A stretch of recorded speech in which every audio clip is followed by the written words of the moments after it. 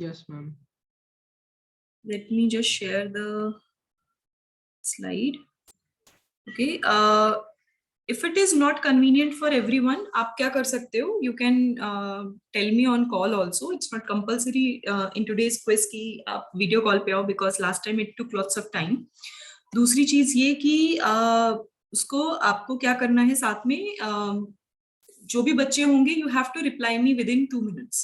Either 2 to 3 minutes. उससे ज्यादा होगा then I will understand कि either people are googling और maybe आपके आसपास कहीं ना कहीं similar questions हैं और answers हैं. So if I'm just expecting everyone to be little more honest और सारे के सारे जो questions हैं वो आप honestly within 2 to 3 minutes आप try करो. One person, one question. Okay? चलो बहुत इजी है. फर्स्ट 20 क्वेश्चंस तो आपको ऐसा लगेगा कि क्यों पूछ रहे हैं, इतना ज्यादा इजी है वो. Okay, I am giving you the first 3 questions. Screen is visible to everyone? Yes, Yes, ma'am. ma'am. Okay, Yes, ma'am.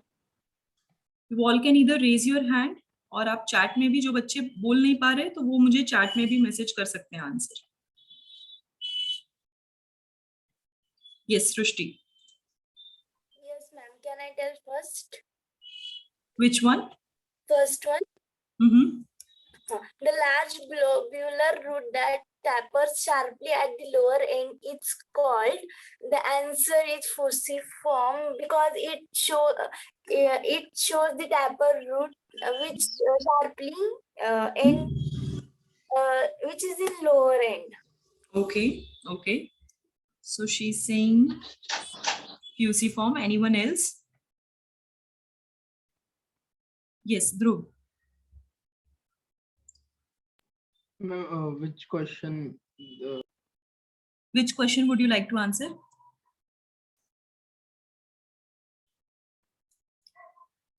Anyone you tell. Okay. Till then, Chetan. कौन सा क्वेश्चन बच्चे? कौन सा पता? दोनों पता है. ठीक है. दोनों पता है. हम दूसरे का डी है. दूसरे का डी है. ओके. क्योंकि वो ब्रांचेस से अराइज होते हैं फॉर सपोर्ट. Okay, okay. मैं सी बता दूं? यस. सॉरी, 3 बता दूं? Yes, third. Ma'am A. A. Okay, good. इनमें से कोई क्वेश्चन जो ऐसा लगता है किसी का आंसर गलत हुआ है? नहीं. Okay, think about the first one again. Ma'am मुझे लगता है फर्स्ट वाले में ना बी होना चाहिए क्योंकि Okay. नैपी फॉर्म में ना पहले वो बड़ा होता है और फिर वो एकदम सडनली स्लोप हो जाता है. राइट. नैपी फॉर्म देखो क्वेश्चन क्या बोल रहा है? Large globular. अभी ग्लोब्यूलर क्या होता है? राउंड स्ट्रक्चर यानी स्फेरिकल स्ट्रक्चर. ग्लोब्यूलर रूट जो दैट टेपर्स यानी थिन, जो हमने लास्ट टाइम ये वर्ड डिस्कस किया हुआ है. अब ये बोल रहे हैं कि ये थिन कैसे होगा? एब्रप्टली और शार्पली. तो बीट रूट और टर्निप ऐसे जो रूट्स हैं वो कैसे हो रहे हैं? एकदम शार्पली वो क्या बोलते हैं कि एग्जैक्टली स्फेरिकल के नीचे, उस स्फेरिकल पोर्शन के नीचे एग्जैक्टली शार्प थिन पोर्शन या थिन रूट फाइबर जो है वो एक्सटेंड होता है. वाई नॉट फ्यूसिफॉर्म या वाई नॉट कोनिकल? कोनिकल में क्या होता है? कोनिकल में एंड में स्टार्टिंग में थिक होता है नो डाउट, बट वो शार्पली थिन नहीं होता है, वो ग्रेजुअली थिन होता है. Okay, so this is the reason कि फर्स्ट का जो आंसर होगा, right answer will be napiform. आपके पास जो भी नोट्स होंगे बाद में देखना एक बार फिर से नैपी फॉर्म रूट, फिर से फ्यूसिफॉर्म देखना कि एग्जैक्टली फ्यूसिफॉर्म और नैपी फॉर्म में मेन डिफरेंस क्या है. ओके, एनी डाउट्स ये फर्स्ट 3 क्वेश्चंस में? No ma'am. No, ma'am. Okay, next 3.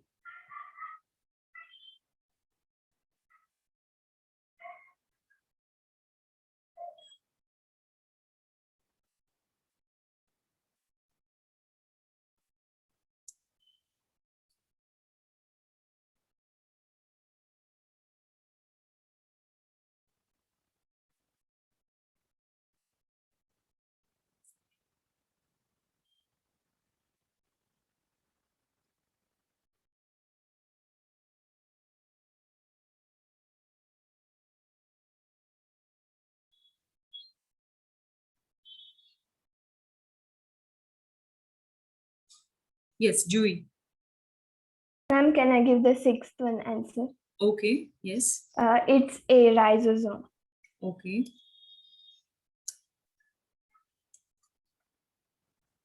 Yes. What about fourth and fifth? Who will answer?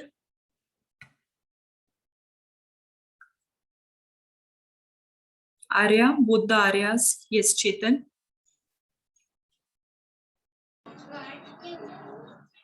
Ma'am fifth का डी लग रहा है ट्यूबर, क्योंकि पोटैटो भी स्टोरेज के लिए स्टीम है वो, और स्टोरेज के लिए अंडरग्राउंड में जाकर ये भी बना लेते हैं। Okay, D.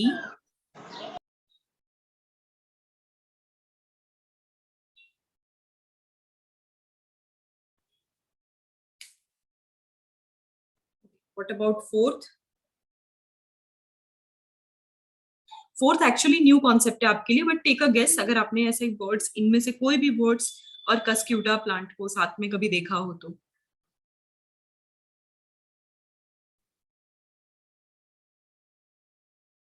ओके, चलो फोर्थ हम छोड़ देते हैं, वो मैं आपको फिर से बता दूंगी। फोर्थ, फिफ्थ और सिक्स्थ में से कोई कॉन्सेप्ट ऐसा लग रहा है कि जो गलत है?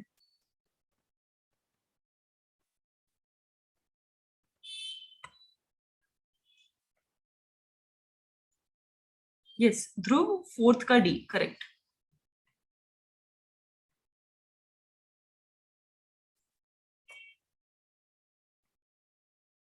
ओके, चलो मैं ही आपको बता देती हूँ। फोर्थ क्वेश्चन जो है, roots of parasitic plant Cuscuta are of haustoria.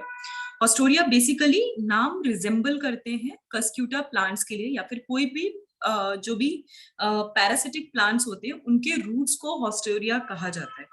ठीक है, सो बेसिकली इनका जो टर्मिनोलॉजी दी गई है वो इस तरीके से, ये थ्योरी में आपको मैंने कभी नहीं पढ़ा है, बट जब आप क्वेश्चन प्रैक्टिस करोगे तो ऐसे क्वेश्चंस आप एनकाउंटर कर सकते हो जिसपे इन डेप्थ कोई अंडरस्टैंडिंग नहीं है, कोई थ्योरी नहीं है इसमें, बट वो टॉपिक्स या फिर उनसे रिलेटेड कोई एक्स्ट्रा फैक्ट्स या वन वर्ड कुछ ऐसे पूछ लेते हैं आगे पीछे जो फ्यूचर में काम आ सकती है।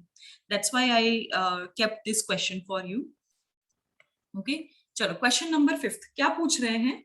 A short vertical underground stem that contains the food reserve is called.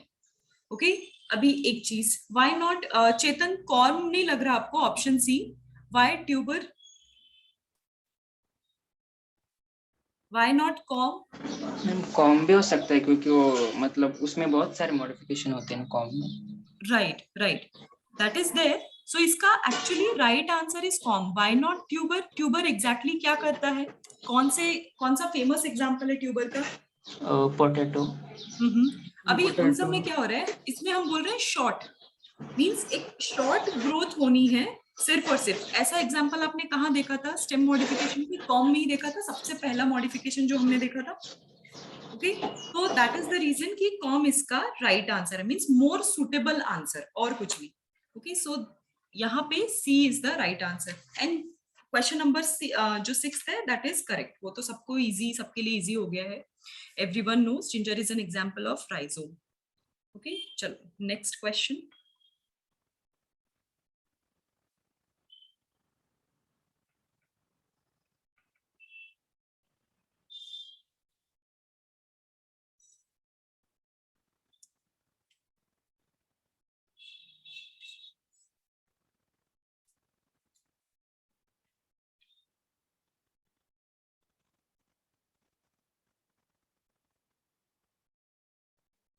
Yes Chetan.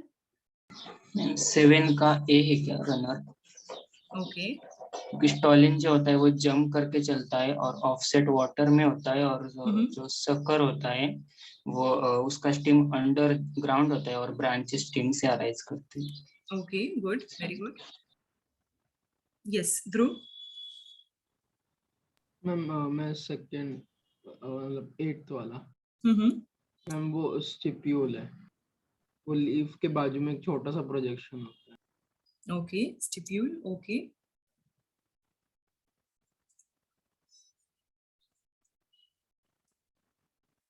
what about question number 9? What about other students? You also have to participate because सारी चीजें रिकॉर्ड होती हैं, and सारी चीजें आपके पेरेंट्स से भी share होती हैं। Those students who are participating, not participating. Ishita और Arya, Bhagyashree, what about you all? Siddique Shaikh, आप सबको आंसर करना है। स्नेहल पाटिल, आपको भी आंसर करना है। So everyone has to participate in some way. Yes Chetan. 9th का डी लग रहा है। 9th का D, okay.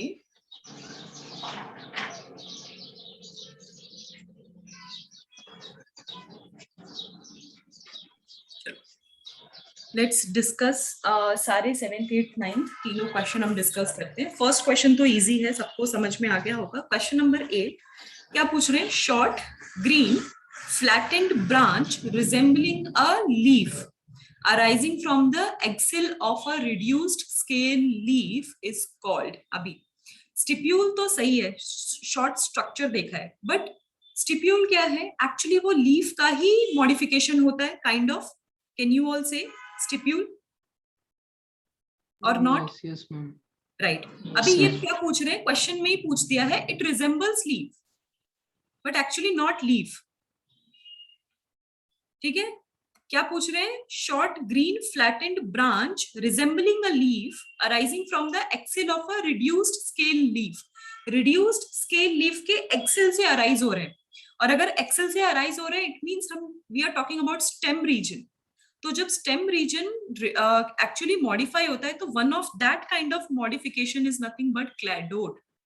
Okay, cladode modification actually short हो जाता है, ग्रीन रहता है और फ्लैट हो जाता है। फूड स्टोरेज के साथ साथ फोटोसिंथेटिक एक्शंस में भी पार्टिसिपेट करता है। So that is the reason कि वो बी है।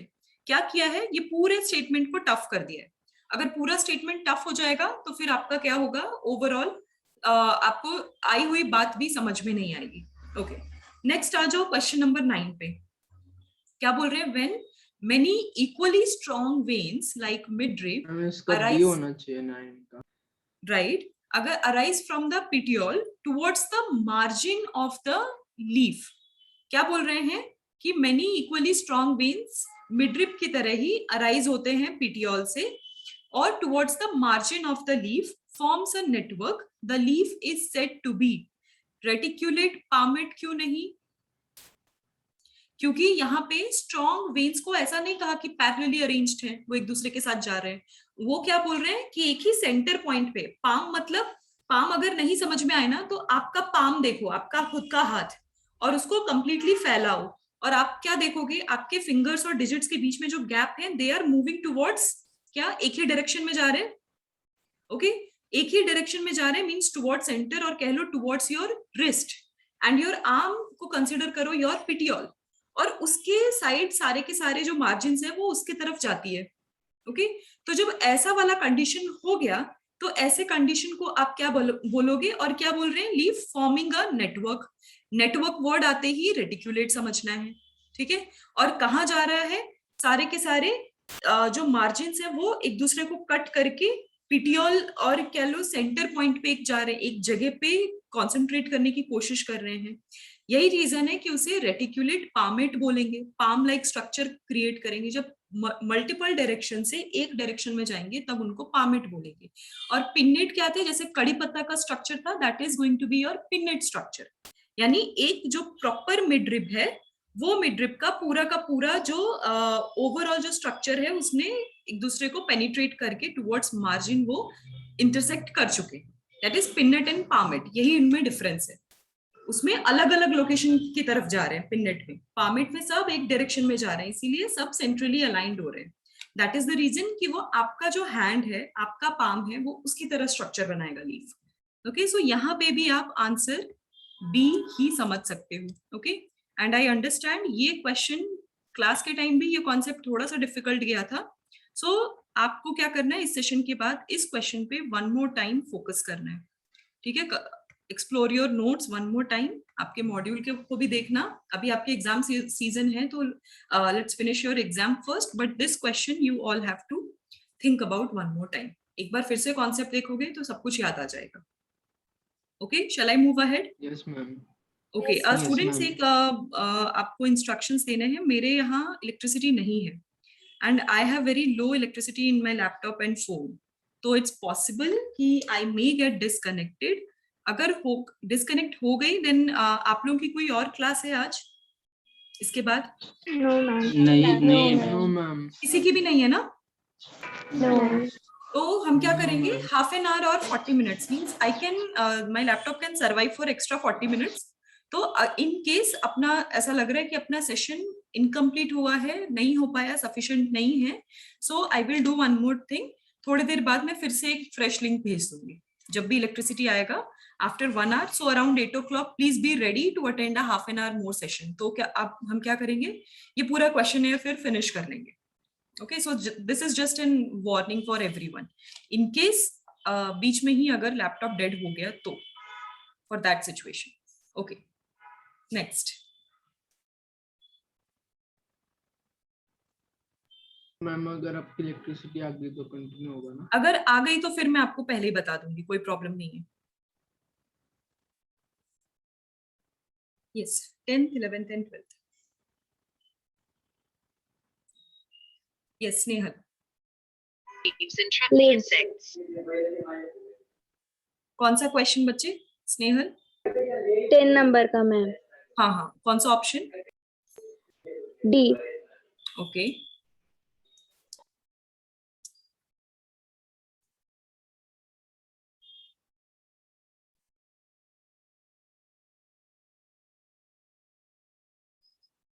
Yes Juhi, which question?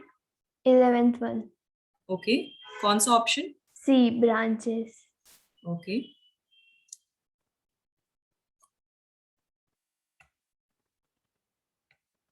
Next is और किसने हैंड रेज किया था जूही के साथ साथ? सृष्टि और स्वराली। मैंने किया था मैम. ओके यस सृष्टि, 12th का आंसर आपको पता है? 1 minute, ma'am. Okay waiting.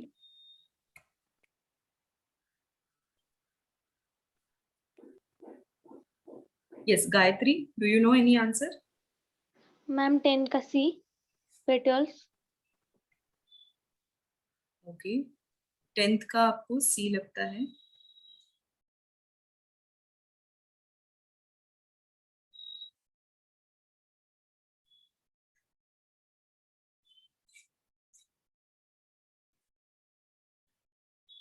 Okay Siddique को 11th का सी लग रहा है एंड 12th का भी सी लग रहा है।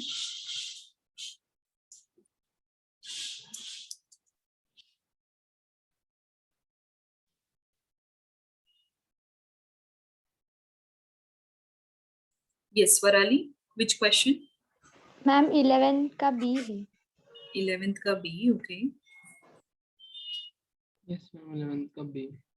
Yes ma'am. Okay okay so anyone जिनको फाइनल आंसर कंफर्म करने हैं 10th 11th और 12th के? 10th actually D is the right answer. 11th and 12th का अगर किसी को कंफर्म करना है so giving you Yes, last yes. Opportunity.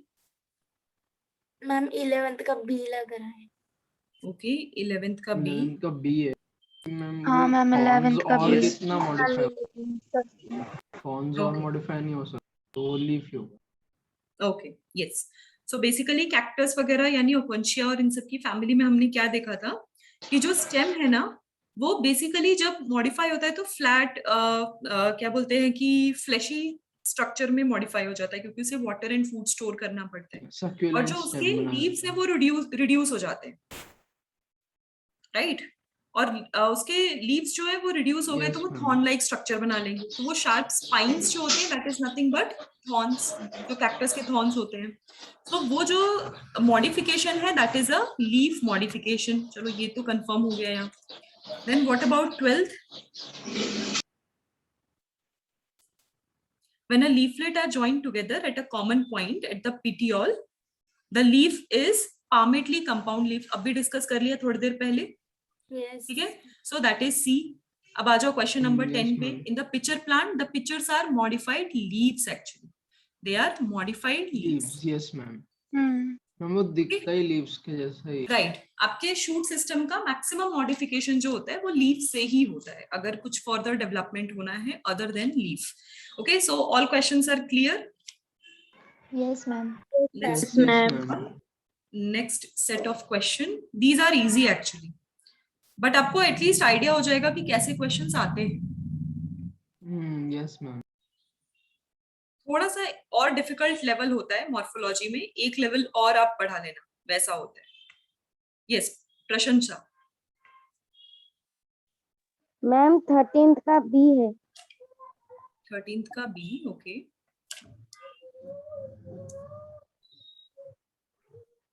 Srishti. 15. A flower with a superior ovary is called hypogamous. Okay. A. Okay.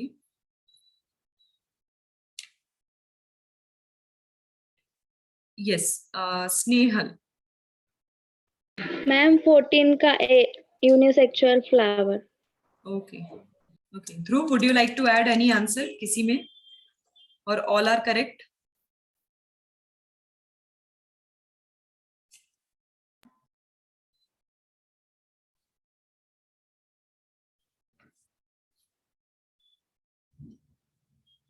Okay, so question number 13.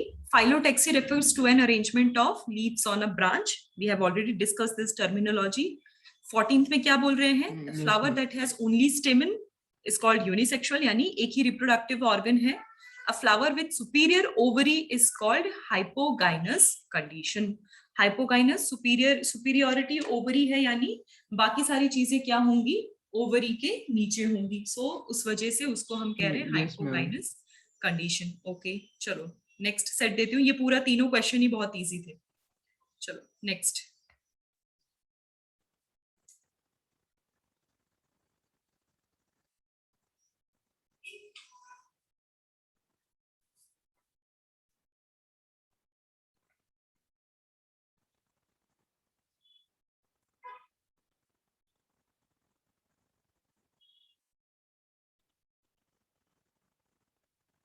Yes, Dhruv.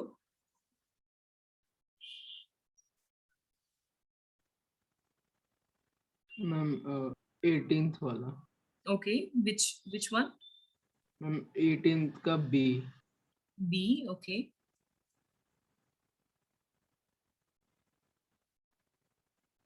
Yes, सृष्टि, कौन सा question? 17th A. Okay.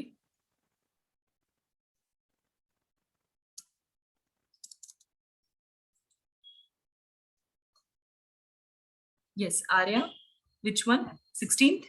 16 C. C. Okay, good. Okay, inflorescence सबको याद आ रहा है? Yes ma'am. और module पढ़ा था जब हमने डिस्कस किया था उसके बाद, क्योंकि मॉड्यूल में कहा था एक दो और एक्स्ट्रा है. केटकिन हमने बेसिकली कौन से टाइप में देखा था? रेस्मोस और साइमोस? मैम साइमोस में देखा ना. Right. So one of the type was catkin. अभी क्या पूछ रहे हैं? A inflorescence with the main axis elongated, bearing flowers in a pendulous axis. Pendulous यानी हमने ऑलरेडी डिस्कस किया था, पेंडुलम लाइक स्ट्रक्चर होगा उसका, और पेंडुलम लाइक स्ट्रक्चर, और उसके टिप्स पे क्या हो रहे हैं? फ्लावर्स ग्रो हो रहे हैं एंड पे. ठीक है, तो इस टाइप का अरेंजमेंट है केटकिन अरेंजमेंट. ये अब आपको अंडरस्टैंडिंग रखनी है. ये अब वर्ड्स और उसका रेफरेंस किसके लिए पूछ रहे हैं वो अब आपको मेमोराइज करना है. ये क्वेश्चन प्रैक्टिस के थ्रू बहुत सारी चीजें आप मेमोराइज कर लोगे. क्वेश्चन नंबर 17 इजी है. ओव्यूल हमेशा सीड फॉर्मेशन करता है, so no explanation for that. Come to question number 18. Does anyone feeling कि कुछ और भी आंसर्स होंगे इसके? ओके, देखो, personally I feel pineapple is an example of aggregate fruit. मुझे भी फीलिंग वही आती है. But in many areas, not many places, 1 or 2 places I have found कि उसको पाइनएप्पल को मल्टीपल फ्रूट में भी कंसिडर किया जाता है. Okay, I am not sure if you have read it और नॉट. मल्टीपल प्लेसेस पे उसको कंसिडर किया जाता है सी, एज एन ऑप्शन सी. तो ये कंफर्मेशन मुझे भी चाहिए कि एग्जैक्टली इसको मल्टीपल फ्रूट्स में क्यों कंसिडर कर रहे हैं. बिकॉज पाइनएप्पल के केस में हमने क्या देखा था कि entire inflorescence is helping in preparing a flower, right, sorry, preparing a fruit, right. Not only flower, बहुत सारी चीजें, पूरा क्या बोलते हैं, पिडंकल, थैलेमस, हर चीज इन्वॉल्व हो जाता है उस फ्रूट को डेवलप करने में. ओके, सो इसीलिए उसे एग्रीगेट फ्रूट आप कह सकते हो, मींस एज पर my understanding. But let me also check what you think. You tell me, आपके पास कोई बेटर एक्सप्लेनेशन है क्या? But I have seen somewhere aggregate भी आंसर रहता है, मल्टीपल फ्रूट्स भी आंसर रहता है, मींस अलग अलग रेफरेंस बुक में अलग अलग टाइप के आंसर्स मिलेंगे इस टाइप के क्वेश्चंस के. मैम So मुझे you भी tell me. बेसिकली उसके उसमें कंफ्यूजन ही हो रहा था, राइट, बट सो मुझे इसीलिए ऐसा मुझे लगा क्योंकि इसका गेट एक, यस, उसके ऊपर ऐसे बर्ड्स बने होते हैं पाइनएप्पल के ऊपर, जो वो काट के देते हैं, तो वो जो होता है वो बेसिकली उसमें भी होता है कस्टर्ड एप्पल, तो राइट, वैसा वो एग्रीगेट फ्रूट, इसके लिए मतलब मैंने ऐसे रिलेट, करेक्ट, आपने सही रिलेट किया. अदरवाइज मेरे और को भी आंसर की कंफ्यूजन हो जो रहा होती था. है वो हमेशा फ्लक्चुएट कर रही होती है. मुझे भी आज तक इसका फॉर श्योर आंसर नहीं मिला और राइट एक्सप्लेनेशन नहीं मिला है. Means as per understanding, as per the concepts understanding, I concluded aggregate, but I found out कि somewhere it is written multiple, somewhere it is written aggregate. अभी और किसी के पास कोई बेटर एक्सप्लेनेशन है? You tell me, otherwise I am going to highlight this question. Purposely मैंने question डाला, ऐसे कंफ्यूजिंग क्वेश्चंस आपको शो करना जरूरी है. इसलिए जरूरी है ताकि आपको पहले से ही नॉलेज रहे कि किस क्वेश्चंस के आंसर की क्या होती है. ठीक है, ताकि आप पहले से ही मेंटली प्रिपेयर्ड रहो. कि बाकी अब थ्योरी पे ही बहुत कुछ नहीं चलता है, कभी कभी it's a debate between two big parties. जो दो रेफरेंस बुक बनाती है वो बिग कंपनीज, पब्लिशिंग हाउसेज होती है, उनके बीच में भी कंपटीशन रहता है. सो इसीलिए कॉम्पिटिटिव आंसर्स या फिर कीवर्ड्स, सॉरी, आंसर की भी वो लोग रिलीज करते हैं, और वही चीज बार बार फर्दर मोर प्रिंट होती रहती है. ओके, सो ये भी एक रीजन होते हैं कि आप थोड़े से कंफ्यूजिंग आंसर की कहीं ना कहीं ढूंढ सकते हो. Not only in this part, in any of the topic आपको मिलेगा ऐसा, 2-4 क्वेश्चन ऐसे रहते ही रहते हैं. तो ये 18th के ऊपर हम सब ढूंढते हैं. I also have to find out इसका कोई proper better explanation. It can be multiple also, it can be aggregate also. So let's check कि एग्जैक्टली पाइनएप्पल का केस है क्या. Okay, that's why I have written in bracket C, ताकि मैं आपको जब ये दूंगी, ये पीडीएफ आपको सेंड करूंगी, तब आपको कंफ्यूजन नहीं होना चाहिए कि यहाँ पे ऐसी बात क्यों लिखी है. इसलिए मैं आपको पहले ही एक्सप्लेन कर. ठीक है, सो क्वेश्चन नंबर 18 छोड़ के 16th एंड 17th में कोई डाउट? क्लियर? ओके, चलो नेक्स्ट क्वेश्चन.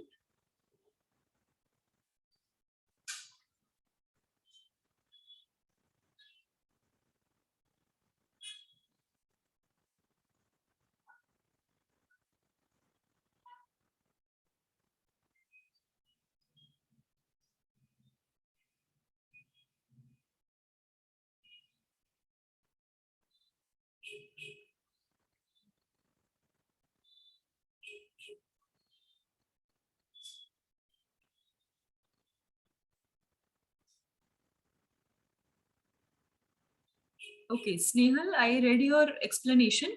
ये थियरी मैं समझ चुकी हूँ कि एग्जैक्टली क्या है. मीन्स आई अंडरस्टैंड एग्रीगेट का मीनिंग क्या है, कि सारी ओवरीज जो हैं वो एक साथ क्लस्टर में अरेंज्ड है. ठीक है, एंड वो कंबाइनली डेवलप हो रहे हैं, तो वो एक कंपाउंड फ्रूट बना लेते हैं. मीन्स सारे के सारे एक साथ एक्यूमुलेट हो जाते हैं. बट मल्टीपल और एग्रीगेट में एग्जैक्टली क्या डिफरेंस है? जबकि पाइनएप्पल अपीयरेंस वाइज एग्रीगेटेड है, but why somewhere it is considered as multiple? ये मेरा क्वेश्चन है, ये डाउट है मेरा. Okay, let's find out. अगर आपको और कोई एक्सप्लेनेशन मिलता है, यू आल्सो टेल मी कि और क्या क्या एक्सप्लेनेशन है. यस इशिता. मैम 21 का बी है. 21 का बी. ओके,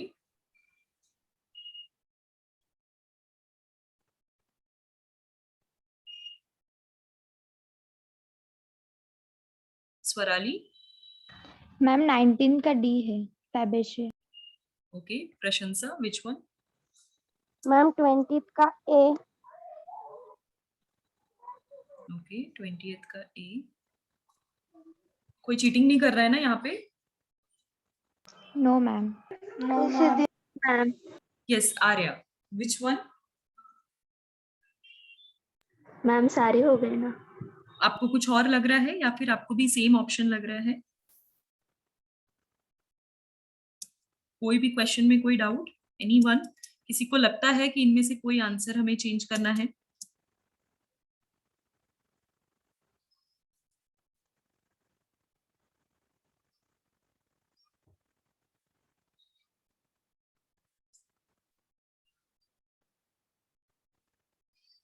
ओके, चलो सारे आंसर सही हैं, बट स्टिल आपसे मैं पूछूंगी क्या, फेबिएसी फैमिली का एग्जाम्पल किसी को पता है? एग्जैक्टली उसमें कौन से प्लांट्स होते हैं फेबिएसी फैमिली में? Beans, sorry, beans, that family. Right, means exactly suppose जो फेबिएसी फैमिली है, जो भी आंसर किया हुआ है उसमें कौन से प्लांट्स होते हैं? एनी वन और टू एग्जांपल्स ऑफ द क्या? Plants, right? लेग्यूमिनस प्लांट्स जितने भी होंगे दैट इज फेबिएसी। हमने एनसीईआरटी में उसका फॉर्मूला भी देखा ना, लेग्यूमिनस पी प्लांट का। Okay, so Fabaceae is leguminous plant. Okay, Liliaceae में of course lily. Okay, and then चलो इसी में देखती हूँ, एक और पूछ लेती हूँ, सोलानेसी में कोई मेन एग्जांपल अगर याद आ रहा हो तो? मैम सोलानेसी में ब्रिंजल है और पोटैटो है। Correct, potato is the Solanaceae family's example. Okay, so 20 all answers are correct. सबको कोई, किसी को भी कोई डाउट? ब्रिंजल भी आएगा ना? राइट, इस किसी को कोई डाउट इन क्वेश्चन में? No ma'am. Any doubt? Okay, let's move. Ma'am Poaceae में वीट होगा ना? Correct, wheat, mustard. राइट, आपके जो भी ग्रेन्स होते हैं मोस्टली वो इसमें all the grains basically. Right, right. Okay, चलो नेक्स्ट क्वेश्चन का सेट लिविंग है। वर्ल्ड में भी था, इसके लिए याद है। करेक्ट, एक्चुअली सारे एग्जाम्पल्स आर इंटरकनेक्टेड। अगर कहीं भी कोई भी एग्जाम्पल्स आ रहा है ना, इसीलिए हाईलाइट करवाया जाता है, बिकॉज वो आपको ही काम आने वाला है फॉर फ्यूचर। मैम आपके आवाज नहीं आ रही। Right, right, I you're got not the audible. Notification. हाँ, I receive the electricity back, इसीलिए वो नेटवर्क स्विच हो गया था उस टाइम पे। यस, बाकी आई वाज सेइंग, जो जैसा ध्रुव ने बोला लिविंग वर्ल्ड का, तो हर चैप्टर में जो भी एग्जांपल्स है ना, सारी चीजें एक दूसरे से इंटरकनेक्टेड है। ऐसा हो सकता है कि एक जगह पे जो पढ़ा है वो कॉन्सेप्ट या वो एग्जांपल दूसरे चैप्टर में कहीं और अप्लाई हो जाता है। Okay, it is always there. Yes, Srishti. 24 root developed from part of plant other than the radicle are called adventitious root. Okay, because I haven't explained question number 24। मैंने आपको कॉन्सेप्चुअली ये दोनों डिफरेंस नहीं बताया, बिकॉज वो एनाटॉमी चैप्टर का part था, but कहीं कहीं मॉर्फोलॉजी के एस्पेक्ट में भी पूछ लिया जाता है, सो मैंने पर्पसली ये क्वेश्चन पुट किया है। Yes, any other questions? Ishita, which one? Ma'am 23। Okay, ma'am A, monocotyledons. Okay, yes, Dhruv, which one? Radical होगा। ओके, 22 का B. Okay, any other person जिसको ऐसा लगता है गिवन क्वेश्चन में से कुछ तो गड़बड़ है, कोई क्वेश्चन चैलेंज करना हो? मैम आई थिंक 24 का सी है। 24 का C. Okay, Ma'am, I told adventitious roots. okay, you told adventitious. Okay, so it was my mistake. Okay, कोई और ऑप्शंस जो ऐसा लग रहा है कि गलत है? कोई क्वेश्चन? 22 डी, सिद्दीक ने कहा है 22 का डी। ओके, चलो मैं 22 का डी ऑप्शन भी पुट करती हूँ। चलो वन बाय वन सारे क्वेश्चंस को देखते हैं। 22 में पूछ रहा है विच of the following plant parts elongates directly and leads to the formation of primary roots. So seed का जो पार्ट हमने डिस्कस किया था, रेडिकल, प्लिम्यूल, ये दो रीजन बहुत ही इंपॉर्टेंट है प्लांट के ग्रोथ के। यही दो रीजन की वजह से सीड को हम क्या बोलते हैं? Miniature form of plant. Seed के अंदर जो एम्ब्रियो है that is nothing but the miniature form. So radical will directly elongate the root system. और अगर कोई भी रूट डेवलप होगा, ये एनाटॉमी से रिलेटेड है but still I am telling, कोई भी रूट जब इनिशियली डेवलप होता है तो उसको हम प्राइमरी रूट बोलते हैं। जो फर्स्ट रेडिकल से जो भी पहला रूट बनता है या फर्स्ट सेट जो निकलता है रूट का, उसको हम प्राइमरी रूट्स बोलते हैं। ठीक है, अभी इसी 22 क्वेश्चन पे, इसीलिए the answer, right answer is B. इसी 22 क्वेश्चन पे 24 भी डिपेंडेंट है, वो मुझे आपको एक्सप्लेन करना है। कभी कभी जो डेवलपमेंट है रूट का, हमने टाइप ऑफ रूट्स देखा है, बट हमने अभी तक ओरिजिन ऑफ रूट्स मैंने आपको मॉर्फोलॉजी में कभी नहीं बताया। इट मींस टेक्निकली कि रूट का ओरिजिन और इनके सेंस में अगर कोई डिफरेंस है तो क्या है, तो वो मैं आपको बता देती हूँ कि एज पर योर एनसीईआरटी आपके टोटल 4 टाइप के रूट्स हैं, 3 to 4 टाइप के अरेंजमेंट्स हैं एज पर योर एनसीईआरटी। इसीलिए लास्ट टाइम भी ये हुआ था डिस्कस कि आपके एनसीईआरटी में फाइब्रस और एडवेंटिशियस रूट्स को कंप्लीटली अलग अलग कंसिडर किया गया है, ठीक है। उसी के बेसिस पे ये कॉन्सेप्ट्स बिल्ड हुए हैं। ओरिजिन मींस कि what is meant to make the root, that is radical part. Radical part से ही रूट बनेगा हमेशा। तो अगर कंपलसरी रेडिकल से ही रूट बनता है और एक मेन एक्सेस बनता है, that is tap root. But adventitious के रूट्स में क्या हो जाता है, क्योंकि यही दोनों मैंने आपको बताया, उसके अलावा अभी तक आपसे डिस्कस नहीं किया। सो एडवेंटिशियस रूट्स में बेसिकली क्या हो रहा है, रेडिकल पार्ट छोड़ के जो दूसरे पार्ट्स हैं, may be stem part, stem के नोड्स, उसके इंटर नोड्स, उससे फाइब्रस स्ट्रक्चर से और मल्टीपल ब्रांचेस डेवलप हो रहे हैं, that is adventitious roots. So multiple branches है, एडवेंटिशियस में कोई मेन एक्सेस नहीं होता है, बट पॉइंट ऑफ ओरिजिन जो है टैप रूट और एडवेंटिशियस रूट का चेंज हो जाता है। Okay, tap root actually true root है, ओके, मींस एक्चुअल रेडिकल से डेवलप हो रहा है। That is also the reason dicot is more advance than monocot. Okay, that is also one of the reason. Okay, so this is the thing जो चीज मुझे आपको explain करनी थी, बट आई थॉट इस क्विज सेशन में हम काफी चीजें और भी कैचअप कर लेते हैं। Okay, so that's why I didn't tell you that time, और अभी मैं आपको ये पॉइंट क्लियर कर रही हूँ। बात समझ में आई टैप रूट और एडवेंटिशियस रूट के difference? Yes, ma'am. Okay, Yes, so ma'am. all answers Yes, are ma'am. correct. Any doubt in any of the questions? No, ma'am. No, Okay, ma'am. let's move No, on. ma'am. Next question. Yes.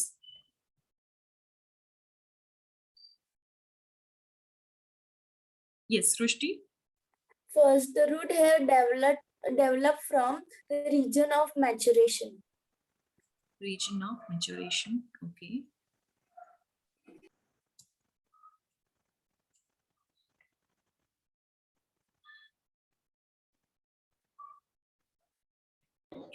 Ma'am 26 का B लग रहा है मुझे। B लग रहा है. Okay. चेतन, आपको क्या लग रहा है? Which question?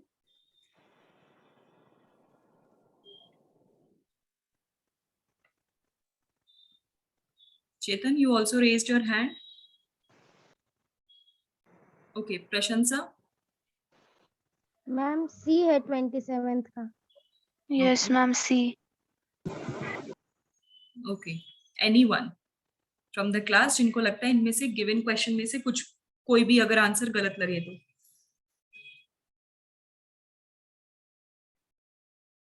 Okay, Bhagishri Singh 27C, 27C, 22D. Okay. Okay, so 27 का C. So all are correct. Root hairs develop from region of maturation. अच्छा, आपको ऐसे questions Yes, ma'am. मिलेंगे. I have found the same question जिसका answer है region of elongation. But इसको मैंने already ये कर रखा है, means I have studied about it, plus मेरे पास इसके सॉलिड प्रूफ्स हैं, प्लस इसका जो थियरी है that I am not at all confused in it. That is also the reason कि इसका जो राइट आंसर है that is reason of maturation, ना कि इलोंगेशन. इलोंगेशन रीजन में क्या होगा? क्लास में पढ़ाया था ना ये. राइट. और जो मेरिस्टेमेटिक टिश्यू है, मेरिस्टेमेटिक टिश्यू जब डेवलप होता है यानी डिविजन प्रोसेस में जाएगा, तब उसको क्या बोलते हैं, उन सारे सेल्स को स्टोर करने के लिए रीजन ऑफ इलोंगेशन की रिक्वायरमेंट होती है. वो इलोंगेट करते हैं, ओवरऑल साइज जो है वो इंक्रीज करते हैं. दैट इज द बेसिक क्या बोलते हैं कि function of elongation region. Maturation नाम ही इसलिए पड़ा है कि रूट का असली काम जो है वो मैच्योरेशन रीजन में करना है. इसीलिए उस पर्टिकुलर रीजन के सेल्स क्या होते हैं, यूनिसेलुलर फॉर्म में स्मॉल फाइब्रस स्ट्रक्चर्स की तरह दिखते हैं. यूनिसेलुलर हेयर सिर्फ और सिर्फ मैच्योरेशन रीजन में ही प्रेजेंट होते हैं. That hair is nothing but your root hairs. So वो जो चीज प्रेजेंट होती है that is at the reason of maturation. So ये आप ध्यान रखना. हो सकता है कि आपको फ्यूचर में इसकी भी आंसर की में कोई ना कोई गड़बड़ दिखे, but this part is confirmed. That's why I am not at all confused about it. Okay, question number 26. Fibrous roots develop in maize from lower nodes. Okay, ये अगर मेज की जगह शुगर केन हो तो भी सेम आंसर. ठीक है. देन प्रॉप रूट्स सपोर्ट के लिए, मैकेनिकल सपोर्ट के लिए, that we have already discussed. So all questions are cleared. चलो नेक्स्ट वन.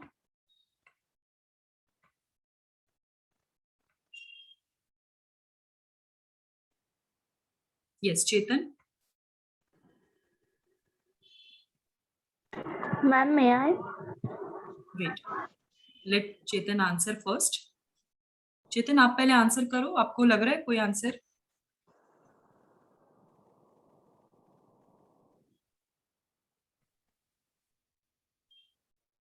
बच्चे चेतन आपकी आवाज नहीं आ रही है मुझे। आप एक काम करो, आपका आंसर मुझे मैसेज कर दो।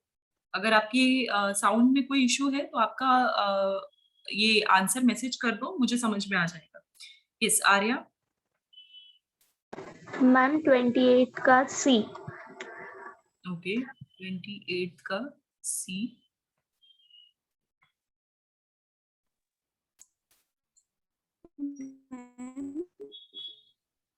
May I? Yes 28 sugar cane. Okay 28 C. Okay yes Dhruv which one? Ma'am 30 is C, Rhizophora. Okay Mayank ने भी कहा है 38 का सी। ओके सिद्दिक कह रहे हैं 28 का D. Okay let's consider it D. 38 का सी। ओके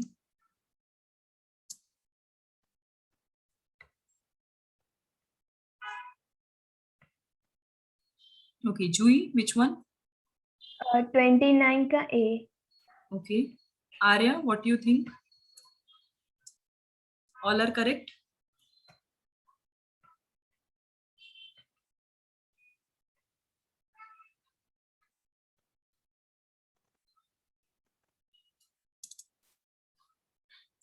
ओके इनमें से कोई भी क्वेश्चन जो ऐसा लग रहा है कि गलत है? मैम 28 का सी है। C है. ओके 28 का सी लग रहा है, नॉट डी। ओके सो स्टिल्ट रूट्स यानी डायगोनल रूट्स। अभी जो मेज और शुगर केन यही वो दो एग्जांपल है जो कि स्टिल्ट रूट्स के केस में आते हैं, यानी स्टेम के लोअर नोड से उनका ग्रोथ होता है और ग्रोथ होने के बाद डायगोनल ग्रोथ करके डायरेक्टली अर्थ को पेनिट्रेट कर देते हैं। दैट इज द क्वालिटी, यही चीज हमने पढ़ी थी। So that is the reason कि शुगर केन जो है that is an example of stilt root. ये हो गया आपका 28th। Then 29 pneumatophores. अब न्यूमेटोफोर्स कौन से होंगे? जो कि एरियल मॉडिफिकेशन है किसके? रूट्स के।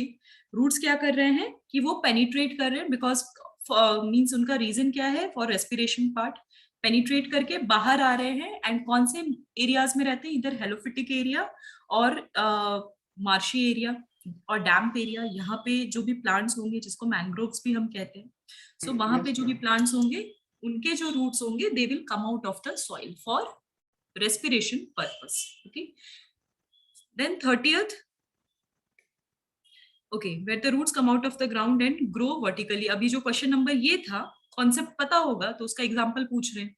And famous example is Rhizophora, that is the famous example. Okay all questions are clear? Yes, ma'am. Yes, ma'am.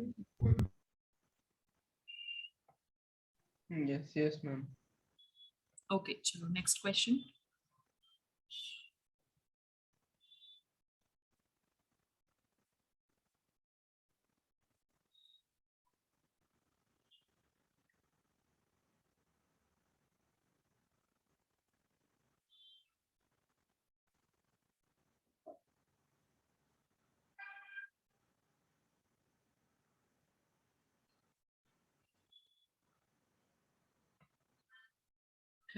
C.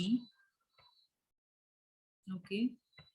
Prashansa is saying 31 का C. मैम बी लग रहा है। Okay B, no issues. जिसको जो लग रहा है वो आप आंसर कर सकते हो। 31 का प्रशंसा को ए लग रहा है। ओके चलो मैं आपका आंसर चेंज कर देती हूँ। Now from C to A. Ma'am 32 का बी। 32 का B. Okay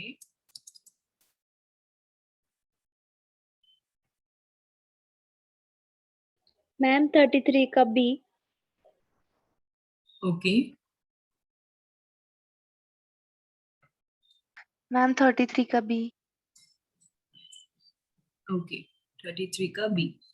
anyone who is thinking कोई और आंसर होगा? Mayank and Snehal is also thinking 32 33 इन सबके बी। ओके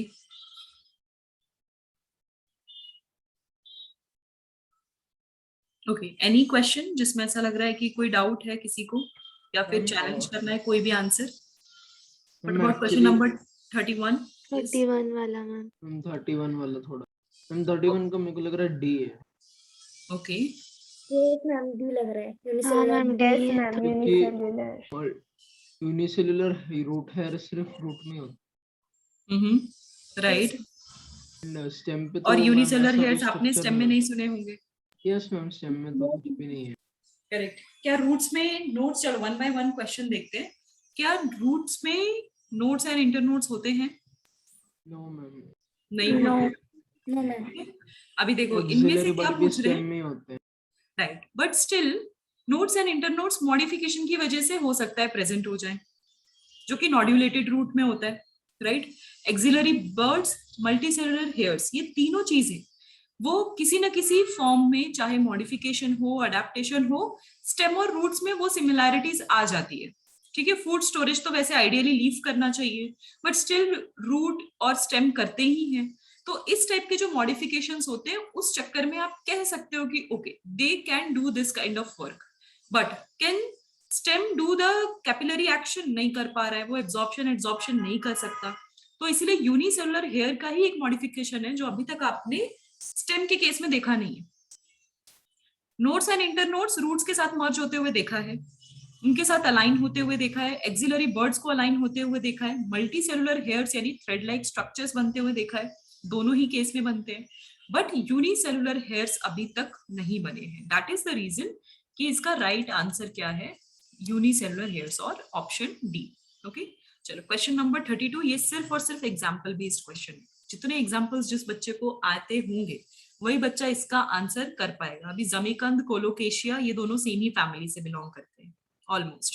ठीक है, देन पोटैटो, जिंजर, टर्मरिक। ठीक है, ये तीनों फेमस एग्जाम्पल थे। अगर हमें याद आया हमने अपने किचन में किन किन चीजों से तड़का लगाते हैं, कौन कौन से मसाले हैं, वो जाके होमवर्क दिया था सबको देखने के लिए। एंड एवरीवन फाउंड आउट कि मैक्सिमम चीजें तो हम स्टेम खाते हैं, हमारे तड़के का आधे से ज्यादा सामान भी स्टेम ही है। ओके, चाहे वो अनियन हो या गार्लिक हो और जिंजर हो। ठीक है, सो ये सारी चीजें हैं। और पोटैटो तो वेरी फेमस स्टेम, क्योंकि उसी के पास आई लाइक स्ट्रक्चर्स हैं जो कि एक्चुअली उसके नोट्स एंड इंटरनोट्स डिपिक्ट करते हैं। जो आई लाइक स्ट्रक्चर होता है that is nothing but the notes of the potato, right. उसी से फ्यूचर में ट्यूबर वहीं उसी पोजीशन से जर्मिनेट होता है। ओके, तो ये जो क्या बोलते हैं कि फॉर्मेशन है, ये सारे ऑप्शन बी जो है that is about all the underground stems. और टैरो और जमीकंद या कोलोकेशिया, एलोकेशिया, ये सारे तो बहुत ही फेमस एग्जांपल्स हमने कई बार देखा in all kind of stem modifications. Okay, so that is why the right answer is B. Okay, now come to question number 33, epiphytic roots. Epiphytic roots अब याद करो पैरासिटिक फॉर्म में था कहीं ना कहीं, था या नहीं था? यानी दूसरे प्लांट के ऊपर डिपेंडेंट है जो रूट। ओके, उस कंडीशन में। And one example we discussed about orchid, and you know very well orchid हमेशा दूसरे प्लांट पे ही ग्रो करता है। Yes ma'am. Okay, so the answer is orchid actually. So it's ये जो कस्क्यूटा भी हो सकता है क्या फिर? सॉरी, कस्क्यूटा एक्चुअली क्या है ना, कस्क्यूटा बेसिकली स्टिल कस्क्यूटा भी पैरासिटिक ही है। इनफैक्ट वो तो कंप्लीटली पैरासिटिक है, बट कस्क्यूटा क्या करता है, अपने रूट्स को इंसर्ट कर देता है इन होस्ट स्टेम, पूरा का पूरा इंसर्ट कर देगा। यहाँ पे बोल रहे हैं एपीफाइटिक रूट्स, यानी दूसरे प्लांट्स के ऊपर कहीं ना कहीं हैंगिंग फॉर्म में रहते हैं, और हमेशा रिक्वायर्ड नहीं होता है इनको, मींस कंप्लीट होलसम डिपेंडेंसी नहीं रखते हैं, पार्शियल डिपेंडेंसी रखते हैं। ओके, और जब पूरा का पूरा पैरासिटिक वर्ड यूज करेगा, अगर क्वेश्चन में ऐसा हो रहा है कि पैरासिटिक वर्ड ही यूज कर रहे हैं, उस केस में आप कस्क्यूटा आपका राइट आंसर हो जाएगा। ओके, ये डिफरेंस है दोनों के केस में। स्मॉलेस्ट ऑफ डिटेल्स अगर चेंज हो रही है तो आपका क्वेश्चन और आपका जो आंसर है वो पूरा का पूरा चेंज हो जाता है, बट इस केस में हम ऑर्चिड को राइट आंसर कंसिडर कर रहे हैं। Okay, any doubts in this question? No, ma'am. No ma'am. चलो, question number 34, 35, 36।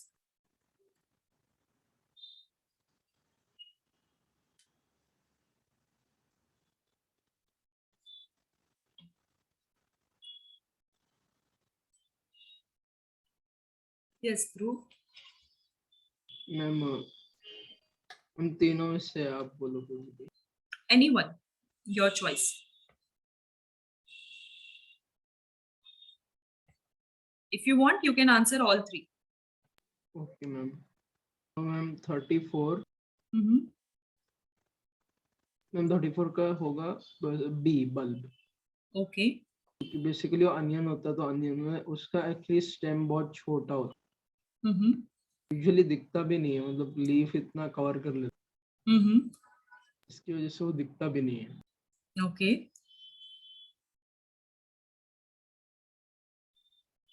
What about 35 and 36? Do you know the answer?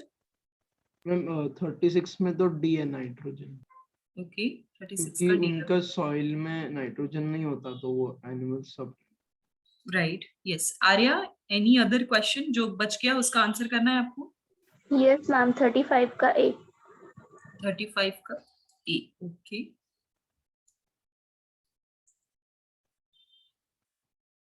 Yes. What about other students? 35 का A लग रहा है, 36 D and 34 B. Okay. Maximum Siddique को भी लग रहा है 36 का D होना चाहिए. Okay. Swarali 35 A. Okay. 34 B. Someone is saying B also. Mayank is also saying 36 D. Chetan is saying 36 D. Okay, Swarali ने कहा है 35 का A है। चलो A तो हमने प्रशंसा को 36 D लग रहा है। ओके, सो बाकी सारे मींस मैक्सिमम स्टूडेंट्स को ये सिमिलर ऑप्शंस ही लग रहे हैं। चलो मैं आपको वन बाय वन सारे क्वेश्चंस बता रही हूँ। अभी फर्स्ट क्वेश्चन तो इजी है। जो बल्ब है that is has very much reduced form of stem, यानी उसके नोड्स और इंटर नोड्स के बीच में आप डिस्टिंग्विश नहीं कर पाओगे, प्लस उनका जो स्टेम का ओवरऑल फॉर्मेशन है वो भी आप नहीं देख पाओगे। ठीक है, so that is the reason कि स्टेम जो है that is very much reduced. तो इसका राइट आंसर इज बी। दूसरा 35, turmeric is a stem and not a root because stores food material. No, food तो स्टेम भी स्टोर करता है, रूट भी स्टोर करते हैं। ऐसे तो बहुत सारे प्लांट्स हैं जिसमें स्टेम और रूट ने दोनों ही मींस दोनों ने ही सेम फंक्शन शो किया है। Then grows parallel to the soil surface. No, not always. Stem ideally perpendicular form में रहता है, राइट डिग्री पे रहता है from the soil surface. Then it has nodes and internodes. अब इस पॉइंट पे ध्यान रखो। अब इट हैज क्लोरोफिल, तो ये तो पॉइंट ही नहीं है क्योंकि रूट्स में क्लोरोफिल तो प्रेजेंट ही नहीं होंगे। दूसरा क्लोरोफिल प्रेजेंट होते हैं बट नॉट एक्टिवेटेड फॉर्म। अभी नोड्स एंड इंटरनोड्स के बारे में बात आई है। अभी जस्ट थोड़ी देर पहले ही हमने डिस्कस किया था, स्टेम में कंपल्सरी नोड्स एंड इंटरनोड्स होंगे। मैंने अभी दूसरे सेशन में भी मॉर्फोलॉजी का क्लास लिया है, तो मैंने उनको भी ये चीज पहले से एक्सप्लेन कर दी है जो आप लोगों को रह गई थी। नोड्स एंड इंटरनोड्स जो होते हैं ना, वो स्टेम की खासियत है। क्यों? क्योंकि नोड्स ही वो पॉइंट है जहां पे मेरिस्टेमेटिक टिश्यू प्रेजेंट होता है, और नोड्स ही वो पॉइंट है जहां से मल्टीपल ब्रांचिंग और एक्सिस और फ्लावर और लीफ इन सब की ग्रोथ होती है, क्योंकि वहीं पे एक्टिव मेरिस्टेमेटिक टिश्यू है, इसीलिए उस पॉइंट को हम नोड कह रहे हैं। और इंटरनोड, हर दो नोड के बीच में जो भी जगह बचेगी उसको इंटरनोड बोल देंगे। जो इंटरनोड तो कोई चीज है नहीं, एक्चुअली कोई चीज नहीं है। जो बचा कुचा स्टेम होता है वो होता है internode.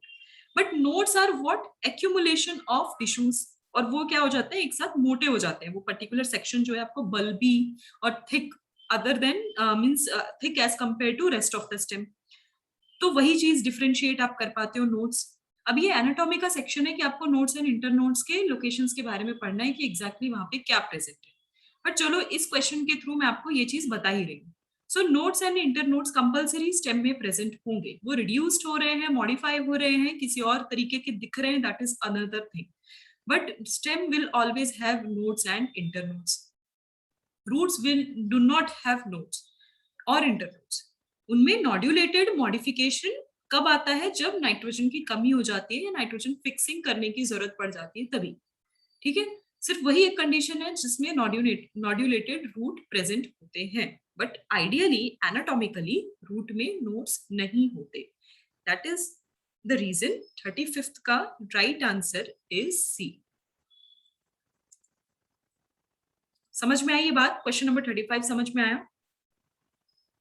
Yes, ma'am. Yes, ma'am. किसी भी चीज को अगर पोटैटो को ही मैं बोल दूं why potato is a stem and not a root, तो पोटैटो के केस में तो पता चला ना, कि वहां पे तो नोड्स एंड इंटरनोड्स हैं, राइट? सो टर्मरिक की जगह कोई भी स्टेम लिखा हो और सेम क्वेश्चन हो तो आंसर सी ही रहेगा, यानी नोड्स एंड इंटरनोड्स ही रहेगा। सी मतलब ये ऑप्शन अगर ऊपर आ जाए तो सी मत टिक करके आना, आंसर कह रही हूँ कि नोड्स एंड इंटरनोड्स रहेगा। ओके, और दूसरा क्वेश्चन नंबर 36, ये तो हमने बहुत क्लियरली डिस्कस किया है।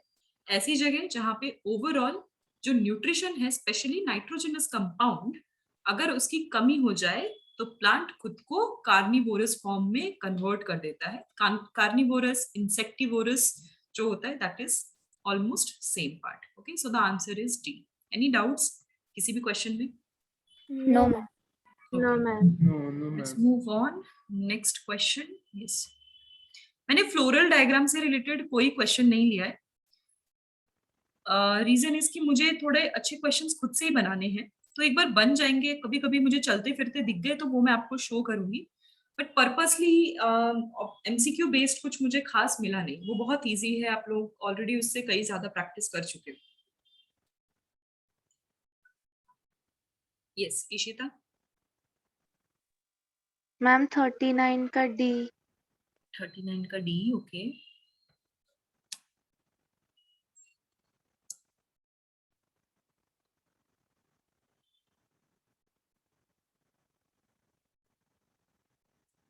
स्नेहल ने कहा है 38 का B.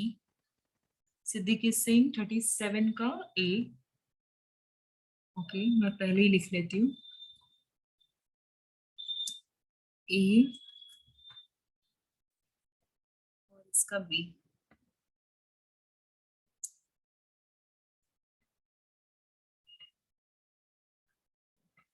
Yes, Dhruv and Swarali, 1 by 1 आप बोल सकते हो। ध्रुव पहले आप बोलोगे आंसर।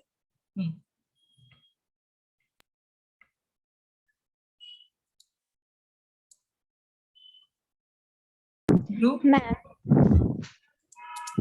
Okay, yes. 37 का सी होगा मैम। हाँ ma'am, Okay. 37. Yes, ma'am. 37C. Let's see. Okay, yes. What about other students? कोई और क्वेश्चन? 38 का ए होगा। 38 का ए होगा, okay.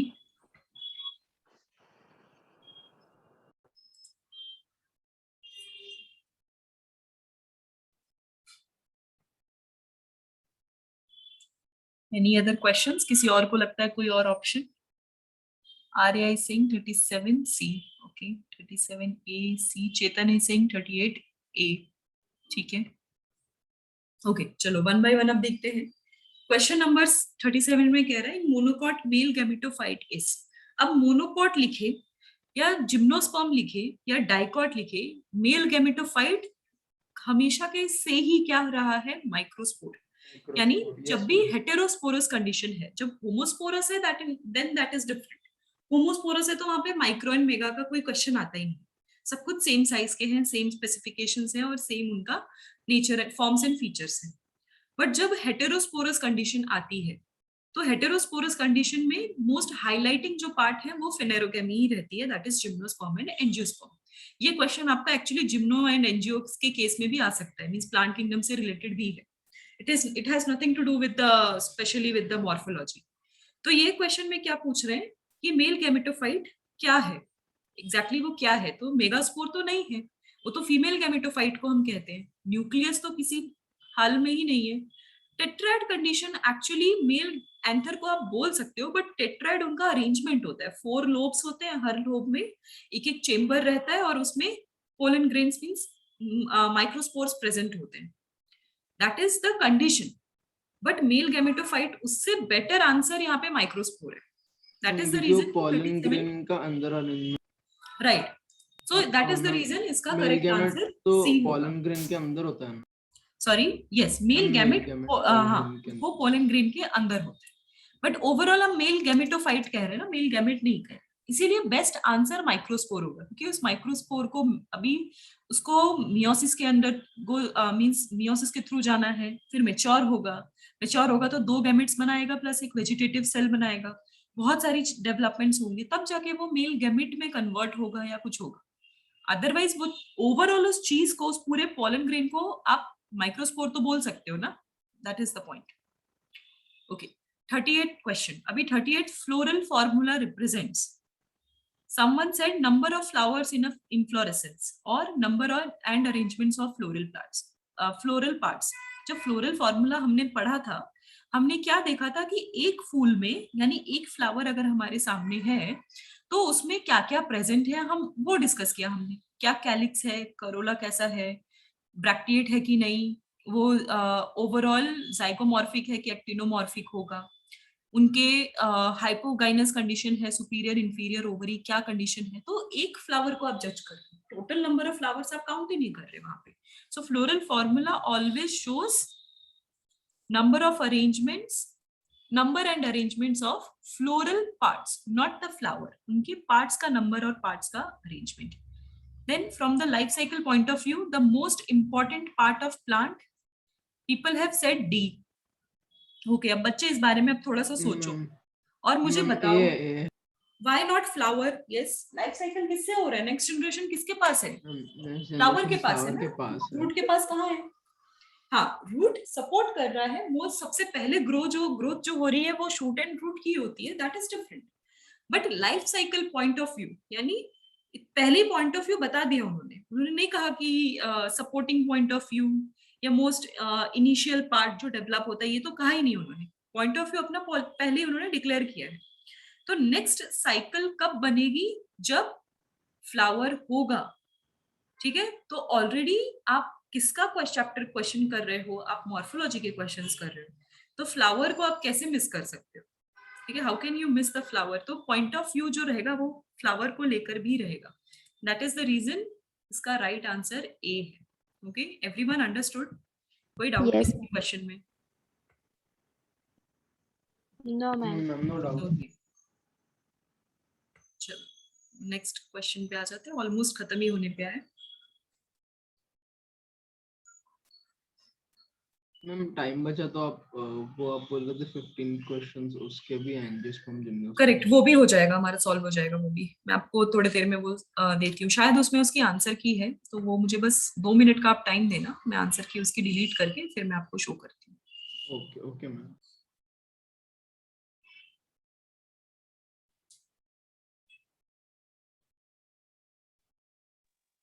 Yes, Ishita. Ma'am 42 gulmohar. 42 gulmohar. Okay,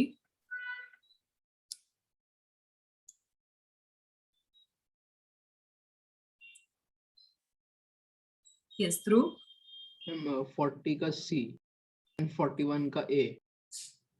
okay, yes Arya. Which one? Ma'am, 40 का C. 40 का C. Okay,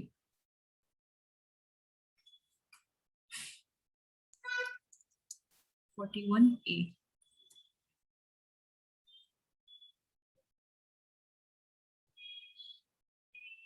okay, anyone else जिनको लगता है कि कोई क्वेश्चन करेक्ट होना चाहिए या गलत है?